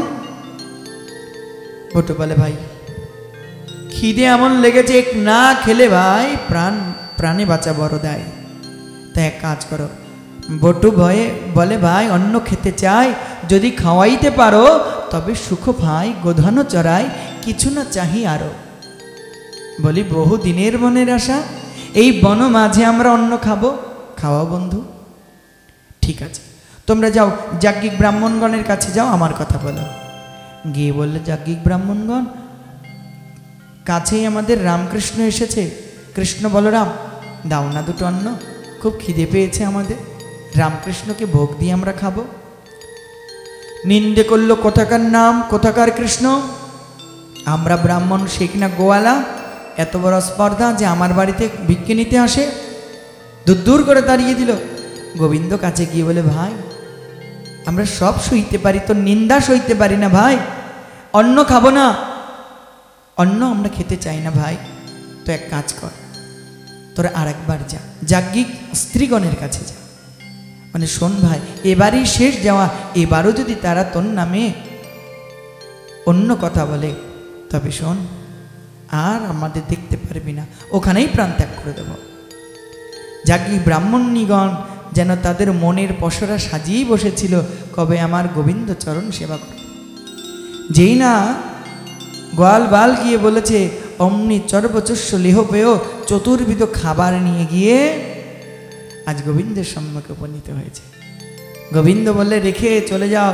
বলে, প্রভু আসবো, অতি সহজে আসতে পারিনি, ব্রাহ্মণগণকে ত্যাগ করে এসেছি, আর এক ব্রাহ্মণই তো ব্রাহ্মণ আসতেই দেবে না, অমনি ঘরেই প্রাণ ত্যাগ করে সূক্ষ্ম দেহ তোমার কাছে এসেছে, যাবার জন্য এসিনি। ভগবান বললে, তুমি ব্রাহ্মণই, আমি বলছি আমার আশীর্বাদে তোমার ব্রাহ্মণ আবার গ্রহণ করবে। মন যেতে চায় না, তবুও গৃহে চলে গেলেন। ভগবান সমস্ত গোয়ালবালকে নিয়ে সেই মহা আনন্দ করে সে অশোক বনের মধ্যে অন্ন গ্রহণ করলেন, যাকে বলা হয় অন্ন ভিক্ষা লীলা। ভক্ত, এখানে তাৎপর্য। ভগবান গোপীদের অনুরূপ কথা বলবেন, রাসে চলে যাও। গোপীরা গিয়েছিলেন কি? ব্রাহ্মণীদের বললেন, ব্রাহ্মণী কিন্তু চলে গেছিল। সেই তো আমার গোবিন্দকে একেবারে কাছে পায়, যে সর্বধর্মান পরিত্যাজ্যম মামেকং শরণং ব্রজ অহং তাং সর্ব পাপেভ্যো মোক্ষয়িষ্যামি মা শুচম। যে সর্বস্ব ত্যাগ করে সেই আমার গোবিন্দকে কাছে পায়।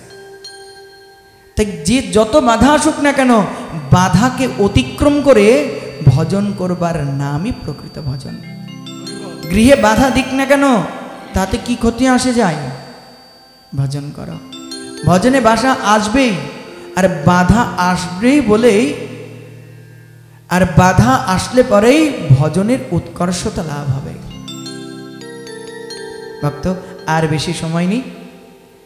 আজকের লীলার অন্তিম লীলা নন্দনন্দন ভগবানের গোবর্ধন ধারণ লীলা। আজ ভগবান তিনি একদিন নন্দ উপানন্দ গোপাদি এক মহাযজ্ঞের আয়োজন করেছেন।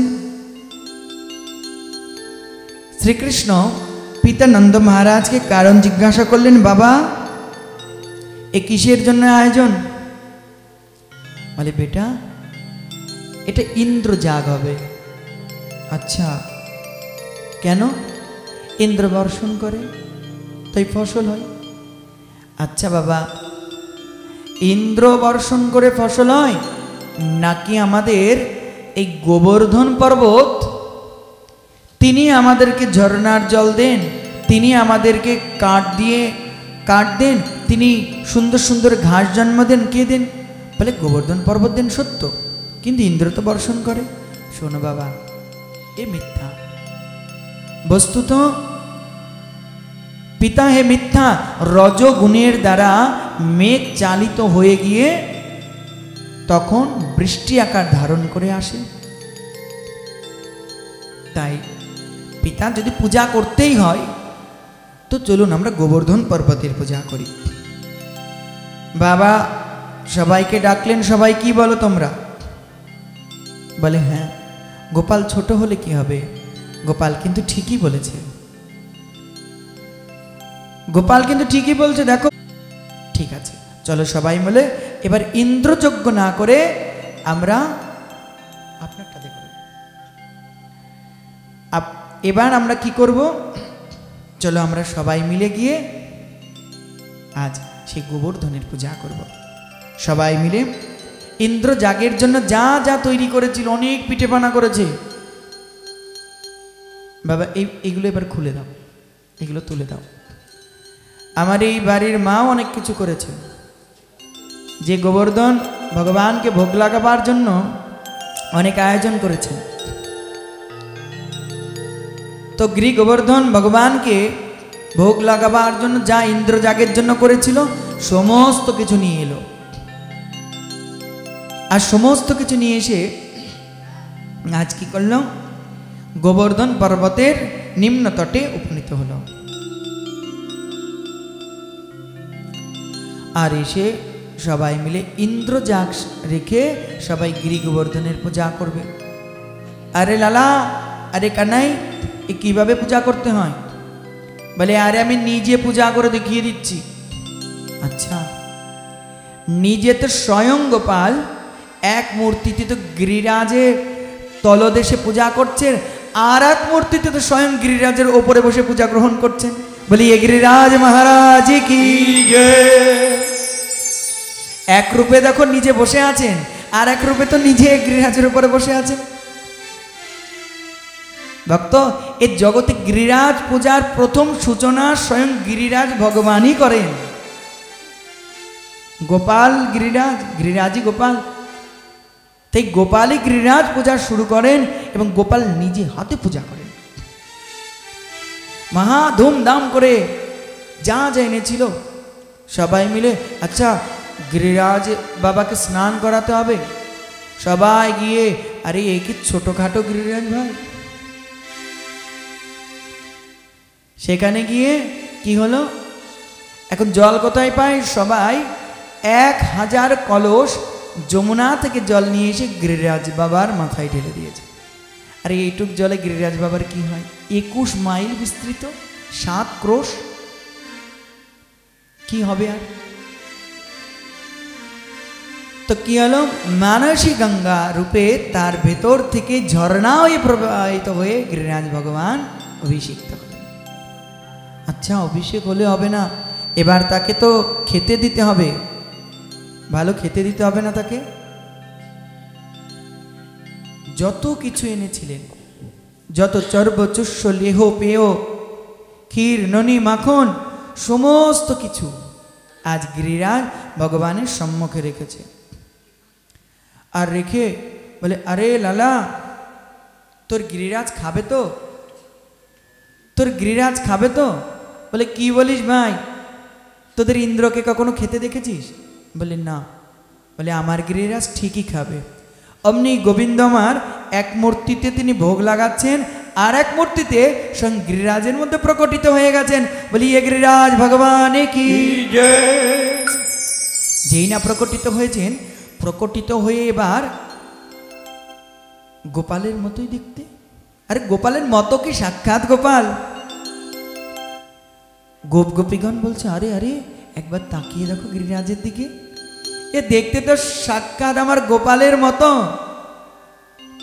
আমার গোপালের মুখে যেমন হাসি, এই গিরিরাজের মুখে তেমন হাসি।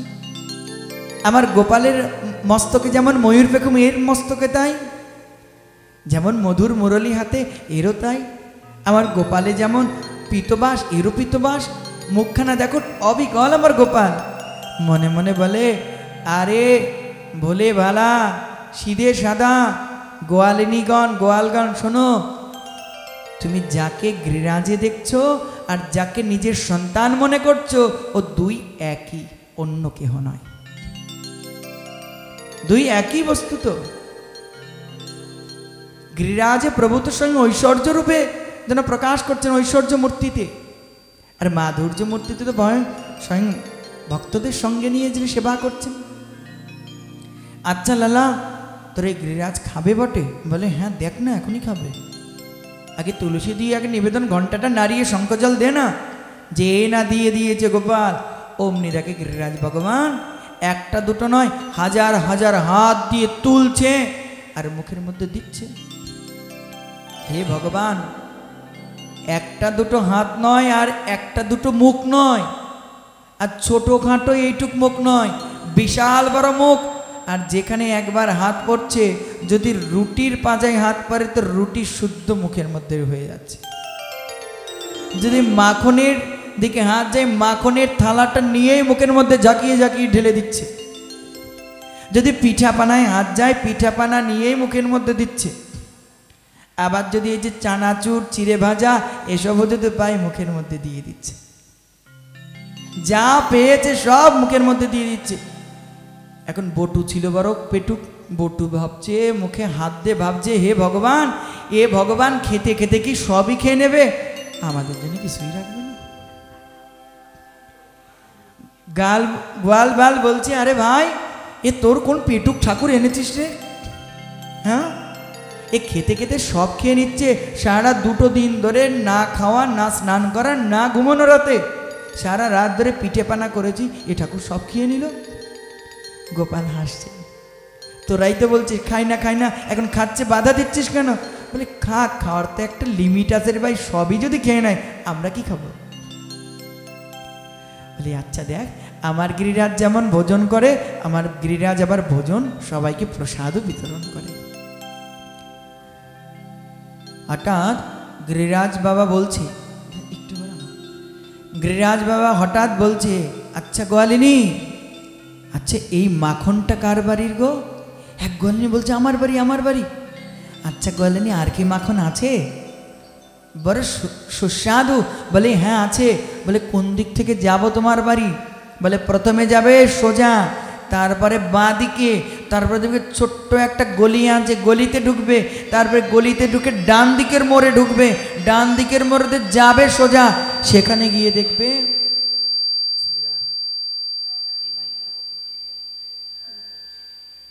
হরে কৃষ্ণ শ্রী রাধে, সামনে গিয়ে দেখবে এক গলি আছে, গলিতে সোজা যাবে, ওই বাড়িতে যেটা পাবে ওই বাড়ি দেখবে, ওই বাড়িটাই আমাদের। আর ওই মাখন যে ঝোলানো আছে, ওটুক রেখেছিলাম আমার লালার জন্য, কানাইয়ার জন্য, কিন্তু জানো তো হে গিরিরাজ বাবা, তোমাকে দেখে আমার কানাইয়ের মতো লাগছে, তাই মনে হচ্ছে তোমাকেই দিয়ে দিই। অমনি গিরিরাজ ভগবান সেই মাখনটা নিয়ে এসে বলে দেখো তো এইটা কিনা? বলে হ্যাঁ হ্যাঁ। অমনি গিরিরাজ ভগবান আস্বাদ করে, আহা কি সুস্বাদু। আরেক গোপী বলছে আচ্ছা, আরেক গোপীকে বলছে দেখো দেখো এই সুন্দর সুন্দর পুলি পিঠে কে করেছে? গোপী বলে আমি আমি। আচ্ছা আর কি আছে একটু? বলে হ্যাঁ আছে, কানাইয়ের জন্য রেখে দিয়েছে। বলে কোন পথে যাবো গে, অ্যাড্রেস দাও। নাই গুগলে সার্চ করে যেতে হবে। বলে যেই না অ্যাড্রেস দিয়ে যেমন চুটে গিয়ে হাত বাড়িয়ে দিয়ে সেটা নিয়ে এসে সেই পুলি পিঠে, আহা কি মধু। প্রভু সবার বস্তু এরকম নিয়ে নিয়ে খাচ্ছেন, কি আনন্দ। গোপীদের হৃদয় ভরে গেল, আজ গোবিন্দকে ভোগ লাগে। এদিকে সবাই কে বললো দেখো এবার গিরিরাজ বাবার আরতি করো। খাওয়া দাওয়া হলো, আরতি কি করে করব? বলি এত বড় ভগবান, ছোট্ট পঞ্চপ্রদীপিকা আরতি হয়? তোমরা এক কাজ করো, বাঁশ নিয়ে এসো, আর বাঁশের মাথায় দীপ জ্বালাও, দীপ জ্বালিয়ে নিচ থেকে সবাই মিলে ধরে ঘুরিয়ে ঘুরিয়ে আরতি করো। বিশাল বড় বাঁশ আনা হলো, তার মধ্যে দীপ জ্বালিয়ে দিয়ে আরতি করা হলো। আর কি করা হলো? এবার গিরিরাজ ভগবান জল প্রসাদ পেয়ে নিলেন, সব তো একদম ডগডগ দিয়ে সব পেয়ে নিলেন ভগবান। এখন গোপাল বলছে আরে ভাই তোর গিরিরাজ আবার দেবে তো? এমন সময় গিরিরাজ ভগবান সুপ্রসন্ন হয়ে আবার সমস্ত কিছু পরিপূর্ণ করে দিলেন। আমার ভগবান প্রথমে নেয়, নিয়ে পরীক্ষা করে অন্তর থেকে দিয়েছে কিনা। যদি দেখে অন্তরে কোনো অনুশোচনা নেই, সত্যি সত্যি অন্তর থেকে দিয়েছে, তখন ভগবান আবার তা পরিপূর্ণ করে দেয়। বলো না গিরিরাজ ভগবান কি, ভগবান আবার পরিপূর্ণ করে দেয়। আজ গিরিরাজ ভগবানকে বলছে শোনো, গিরিরাজ ভগবান আর এক কাজে খুব প্রসন্ন হয়। কোন কাজে জানো? সবাই মিলে যদি পরিক্রমা করা যায়, সবাই মিলে চলো আমরা পরিক্রমা করব। আজ পরিক্রমা করলে প্রসন্ন হবে। সবাই মিলে পরিক্রমা করবে। এমন সময় তুফান, ঝড়, ঝড় বৃষ্টি তুফান চলে এসছে। বলে এত ঝড় বৃষ্টি কোথা থেকে আসছে? ওদিকে ইন্দ্রের কাছে ফোন চলে গেছে, হ্যালো ইন্দ্রদেব, মর্তলোকে আপনার যজ্ঞ হচ্ছে না, সেখানে গিরিরাজের পূজা হচ্ছে। বলে কে করাচ্ছে আর কে করছে? বলে স্বয়ং যজমান হলো গোপবান্দ, আর স্বয়ং পুরোহিত হলেন ছোট্ট নন্দনন্দন কালো ছোড়া। বলে ঠিক আছে, ব্যবস্থা করছে। কোথায় সংবর্ত দ্রোণ, ছুটে এসো। মহাঝড় বৃষ্টি তুফান শুরু করে দিল। মহাঝড় বৃষ্টি তুফান শুরু হলো চতুর্দিকে। আকাশে বিদ্যুৎ চমকাচ্ছে, ঘন ঘন মেঘ ডাকছে। এমন পরিস্থিতি, চতুর্দিকে সব ছুটে যাচ্ছে, বাঁচাও বাঁচাও বাঁচাও, গোপাল বাঁচাও, কানাই বাঁচাও, বাঁচাও মোদের। গোবৎস ছুটে ছুটে বাঁচাচ্ছে, হাম্বা হাম্বা রবে, হে গোবিন্দ বাঁচাও, গোবিন্দ রক্ষা করো। অমনি গোবিন্দ যেন বলছে, মা ভাই জীব, মা ভাই, আমি থাকতে এ বৃন্দাবনের একটা পিপিলিকাকে পর্যন্ত মরতে দেব না। অমনি ভগবান কি করলেন, সবাই যখন ছুটে আসছে সবাই বলছে, কানাই আজ দেখ, আজ ইন্দ্রদেব কুপিত হয়ে আজ আমাদের ইন্দ্রদেব কুপিত হয়েছেন, আজ ইন্দ্রদেব কুপিত হয়ে আজ এসব করছে। বাবা এখন কি করব?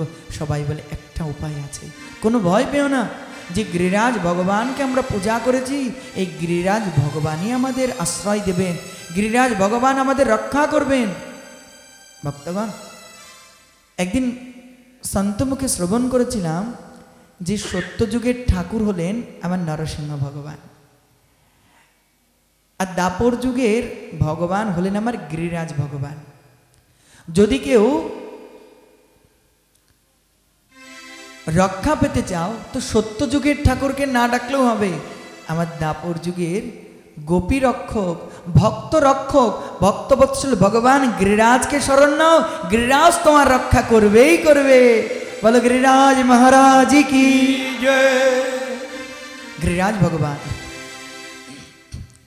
আজ গোবিন্দ কি করলেন, নিজ এক আঙুল দ্বারা সেই গিরিরাজ পর্বতকে উত্তোলন করে নিলেন, আর উত্তোলন করে নিয়ে আর সবাইকে আহ্বান করলেন, আসো সবাই পর্বতের তলদেশে দাঁড়ায়।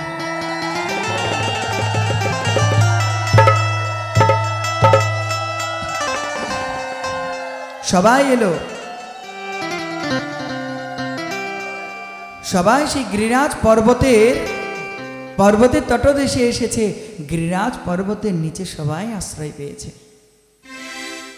সবাইকে আশ্রয় দিয়েছেন ভগবান, পশু পক্ষী সবাইকে ভগবান আশ্রয় দিয়েছেন। আজ সবাই দেখি, দেখো আমাদের এই ছোট্ট লালা কৃষ্ণ, এই গোপালের না জানি কত কষ্ট হচ্ছে। সবাই গিয়ে লাঠি নিয়ে সেই গিরিরাজ পর্বতকে ধরেছে, বলে কি আমার গোপালের কষ্টটা লাঘব হবে। আরে একবার তো গোপগণ বলল, আরে লালা তুই এরকম একদিন দুদিন তিন দিন হলে দাঁড়িয়ে আছিস, তুই হাতটা একটু নাবা, তুই একটু বিশ্রাম কর, আমরা ধরে রাখি। বলে আচ্ছা এই ব্যাপার, তো ঠিক আছে। গোপাল যেই না আঙুলটা মরেছে, আপনি ধর্মর করে সব বাঁশ ভেঙে পড়েছে। সর্বনাশ! তার মানে কি? তার মানে আমাদের বাঁশ দিয়ে নয়, এ স্বয়ং আমার গোপাল ধরে রেখেছে। আচ্ছা, মানে ভাবছে তাহলে কি আমাদের গোপাল ভগবান? হ্যাঁ, সবাই যে বলে আমাদের গোপাল ভগবান, সত্যি ভগবান? ঠিক আছে, গোপালকে জিজ্ঞাসা কর, এ গোপাল, গোপাল তুই কি ভগবান ভাই? কি সরল চিত্ত জিজ্ঞাসা, এ গোপাল তুই কি ভগবান ভাই? এত ঐশ্বর্য দেখেও অন্তর বিশ্বাস করতে পারছেন আমাদের গোপাল ভগবান কিনা। এটাই তো মাধুর্যের প্রাবল্যতা। ভক্ত, যেখানে মাধুর্যের স্রোত আছে, মাধুর্যের স্রোতে ঐশ্বর্য ভেসে চলে যায়। মাধুর্যকে বলবান করো। আজ গোবিন্দ আমার কি করেছেন? গোবিন্দ বলে, আরে কে ভগবান? কোথাকার ভগবান? আমি ভগবান দেখে মনে হচ্ছে আমি ভগবান? তাহলে এই যে আমাদের বাঁশ ভেঙে গেল, তুই ধরে আছিস কি করে হয়? হ্যাঁ, 7 বছরে 7 ক্রোশ ব্যাপী এরকম 7 দিন ধরে আছিস। ইন্দ্র কত বর্জ্য করছে, কত কি ফেলছে এই গিরিরাজের উপরে, তাও কিছু হচ্ছে না, কি করে সম্ভব? তো গোপাল বলে, আচ্ছা ভাই এই কারণ? বলে হ্যাঁ, তো আমার কাছে শক্তি আছে তাই। তুই এত শক্তি পেলি কোথায় আগে সেটা বল। আচ্ছা, আরে ভাই শোন, কিছু শক্তি পেয়েছি এই গোপীর ঘরে ঘরে মাখন চুরি করে খেয়ে, আর কিছু শক্তি পেয়েছি এই যে তোদের হৃদয়ে শুদ্ধ প্রেম ভালোবাসা, তোদের এই ভালোবাসা শক্তি আমাকে যোগাচ্ছে। কিছু শক্তি তো পেয়েছি আমার মায়ের বিশুদ্ধ ভাবনায় স্তন পান করে। আর বাকি শক্তি কোথা থেকে পেয়েছিস জানিস? এই যে দেখছিস না সম্মুখে বৃষভানু রাজনন্দিনী দাঁড়িয়ে আছে, ওই রাজনন্দিনী আমার শক্তি যোগাচ্ছে।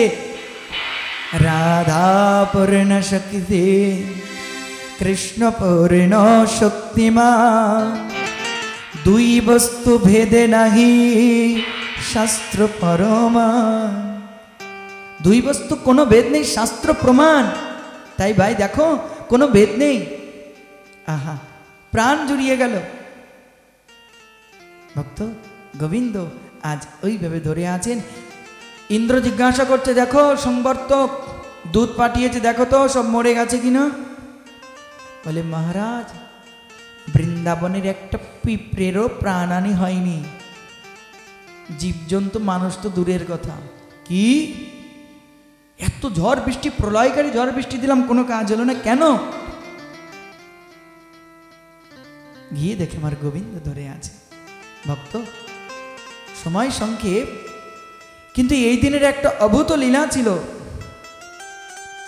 এই দিন যে সবাই এসেছিল এবং তাদের সঙ্গে মাধবী নামে এক গোপী এসেছিল। যে মাধবী গোপী পূর্বজন্মে ছিল মীরাবাই, মানে এই জন্মে মীরাবাই, পূর্বজন্মে ছিল মাধবী। যে মাধবীর মা শুনিয়েছিল বাল্যকালে যে শোনো, নন্দগাঁওয়ে বৃন্দাবনে তোমার বিবাহ হচ্ছে, কিন্তু নন্দগাঁয়ের ছোড়া কৃষ্ণ কানাইয়া বড় জাদু জানে, না তো কৃষ্ণ নাম করবে না তো কৃষ্ণকে দেখবে। বলে কেন মা? বলে যেই দেখেছে সেই তো তার প্রেমে দিবানা হয়ে গেছে, সে তো তার প্রেমে পাগল হয়ে গেছে, তার দিকে তাকাবা না। যখন সুন্দর গোপের পুত্র বিয়ে করতে যাচ্ছে তখন বলছে, আরে কোথায় যাও গো? বলে তোর ভাবি আনতে। ঠিক আছে, ভাবি এনে প্রথমে আমায় দেখাবে। দেখাবো।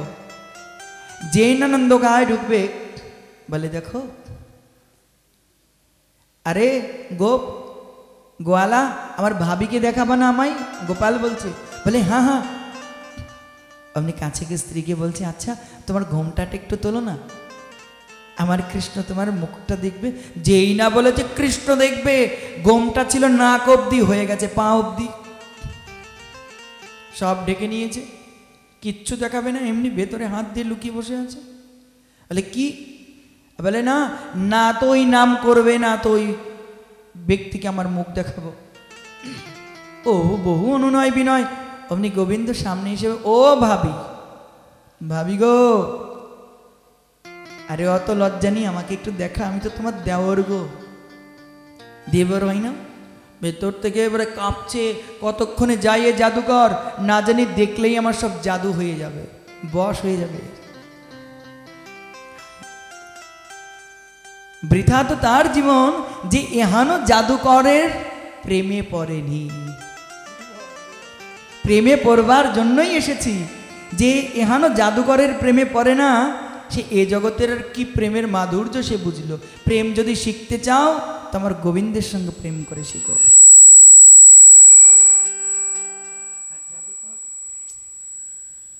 শ্রী রাধে। আজ কি হলো?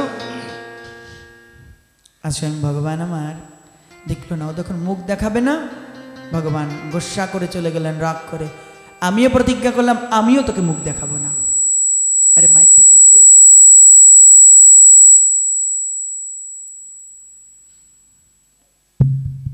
শ্রী রাধে, হরে কৃষ্ণ।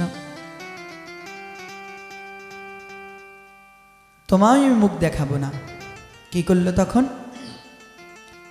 গোবিন্দ চলে গেলেন।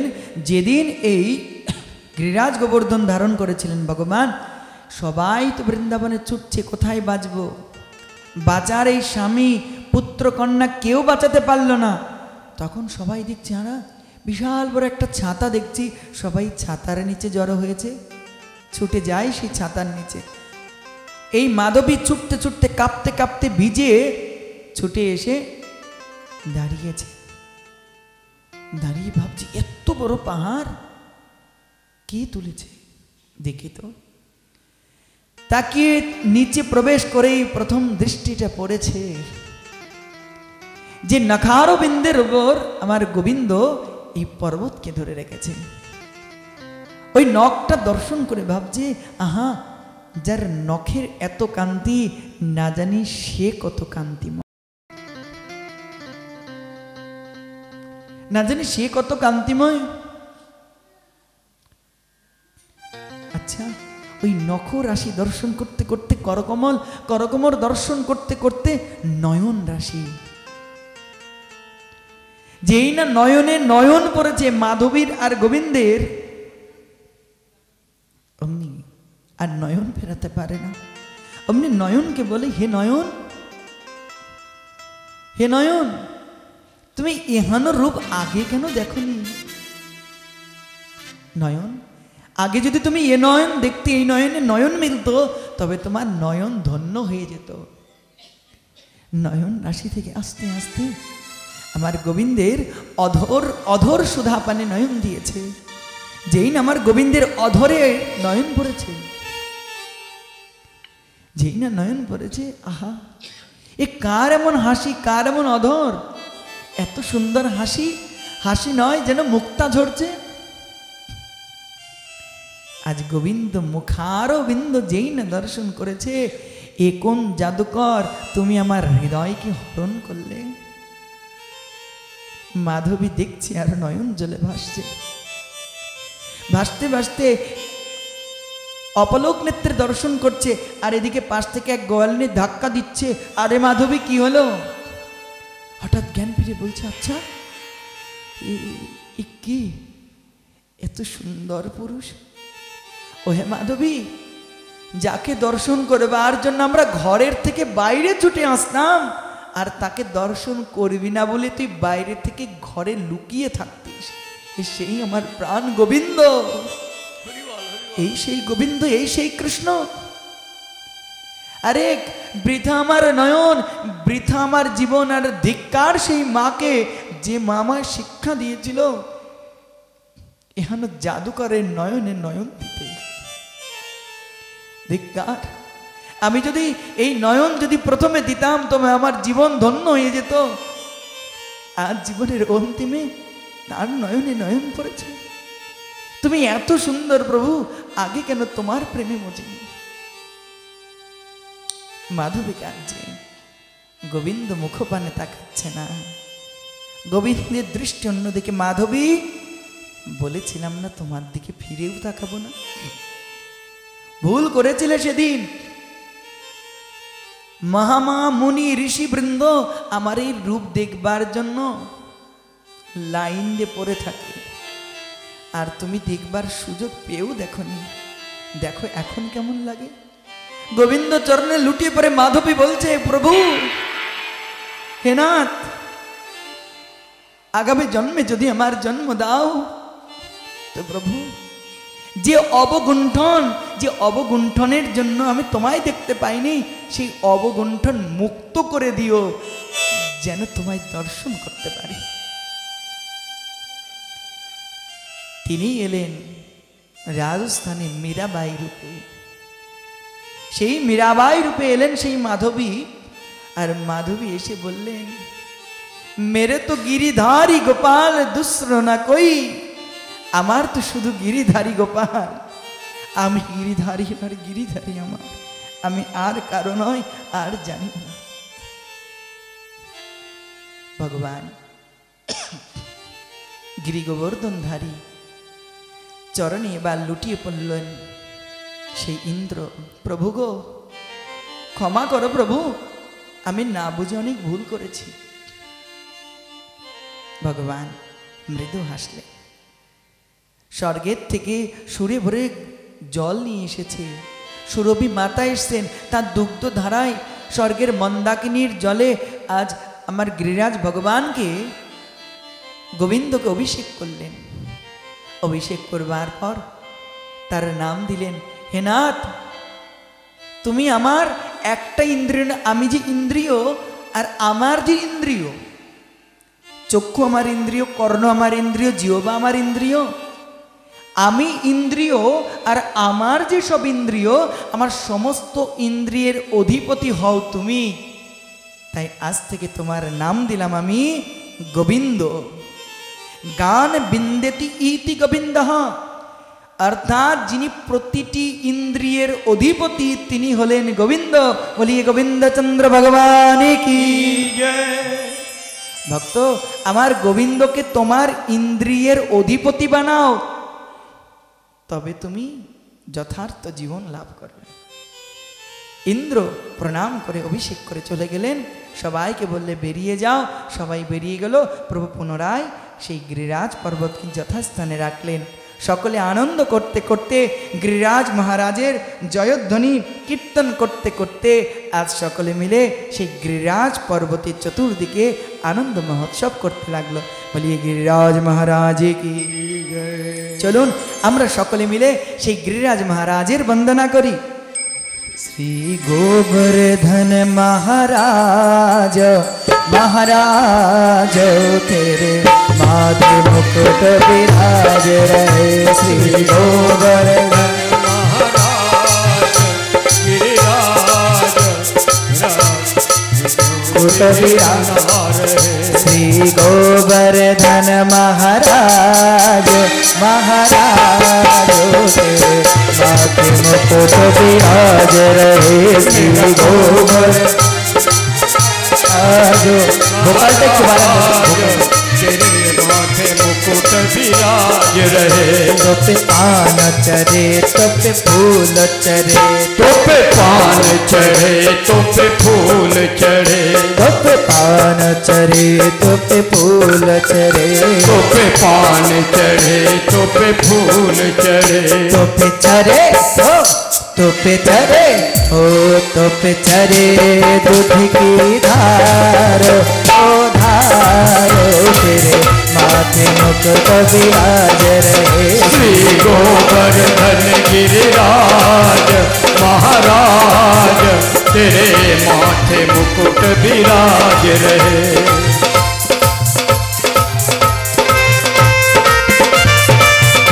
गिरिराज महाराज की गोवर्धन महाराज की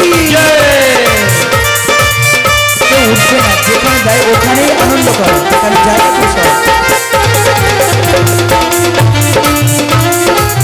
সকলে হাতে তালিতে করো সেবা করো।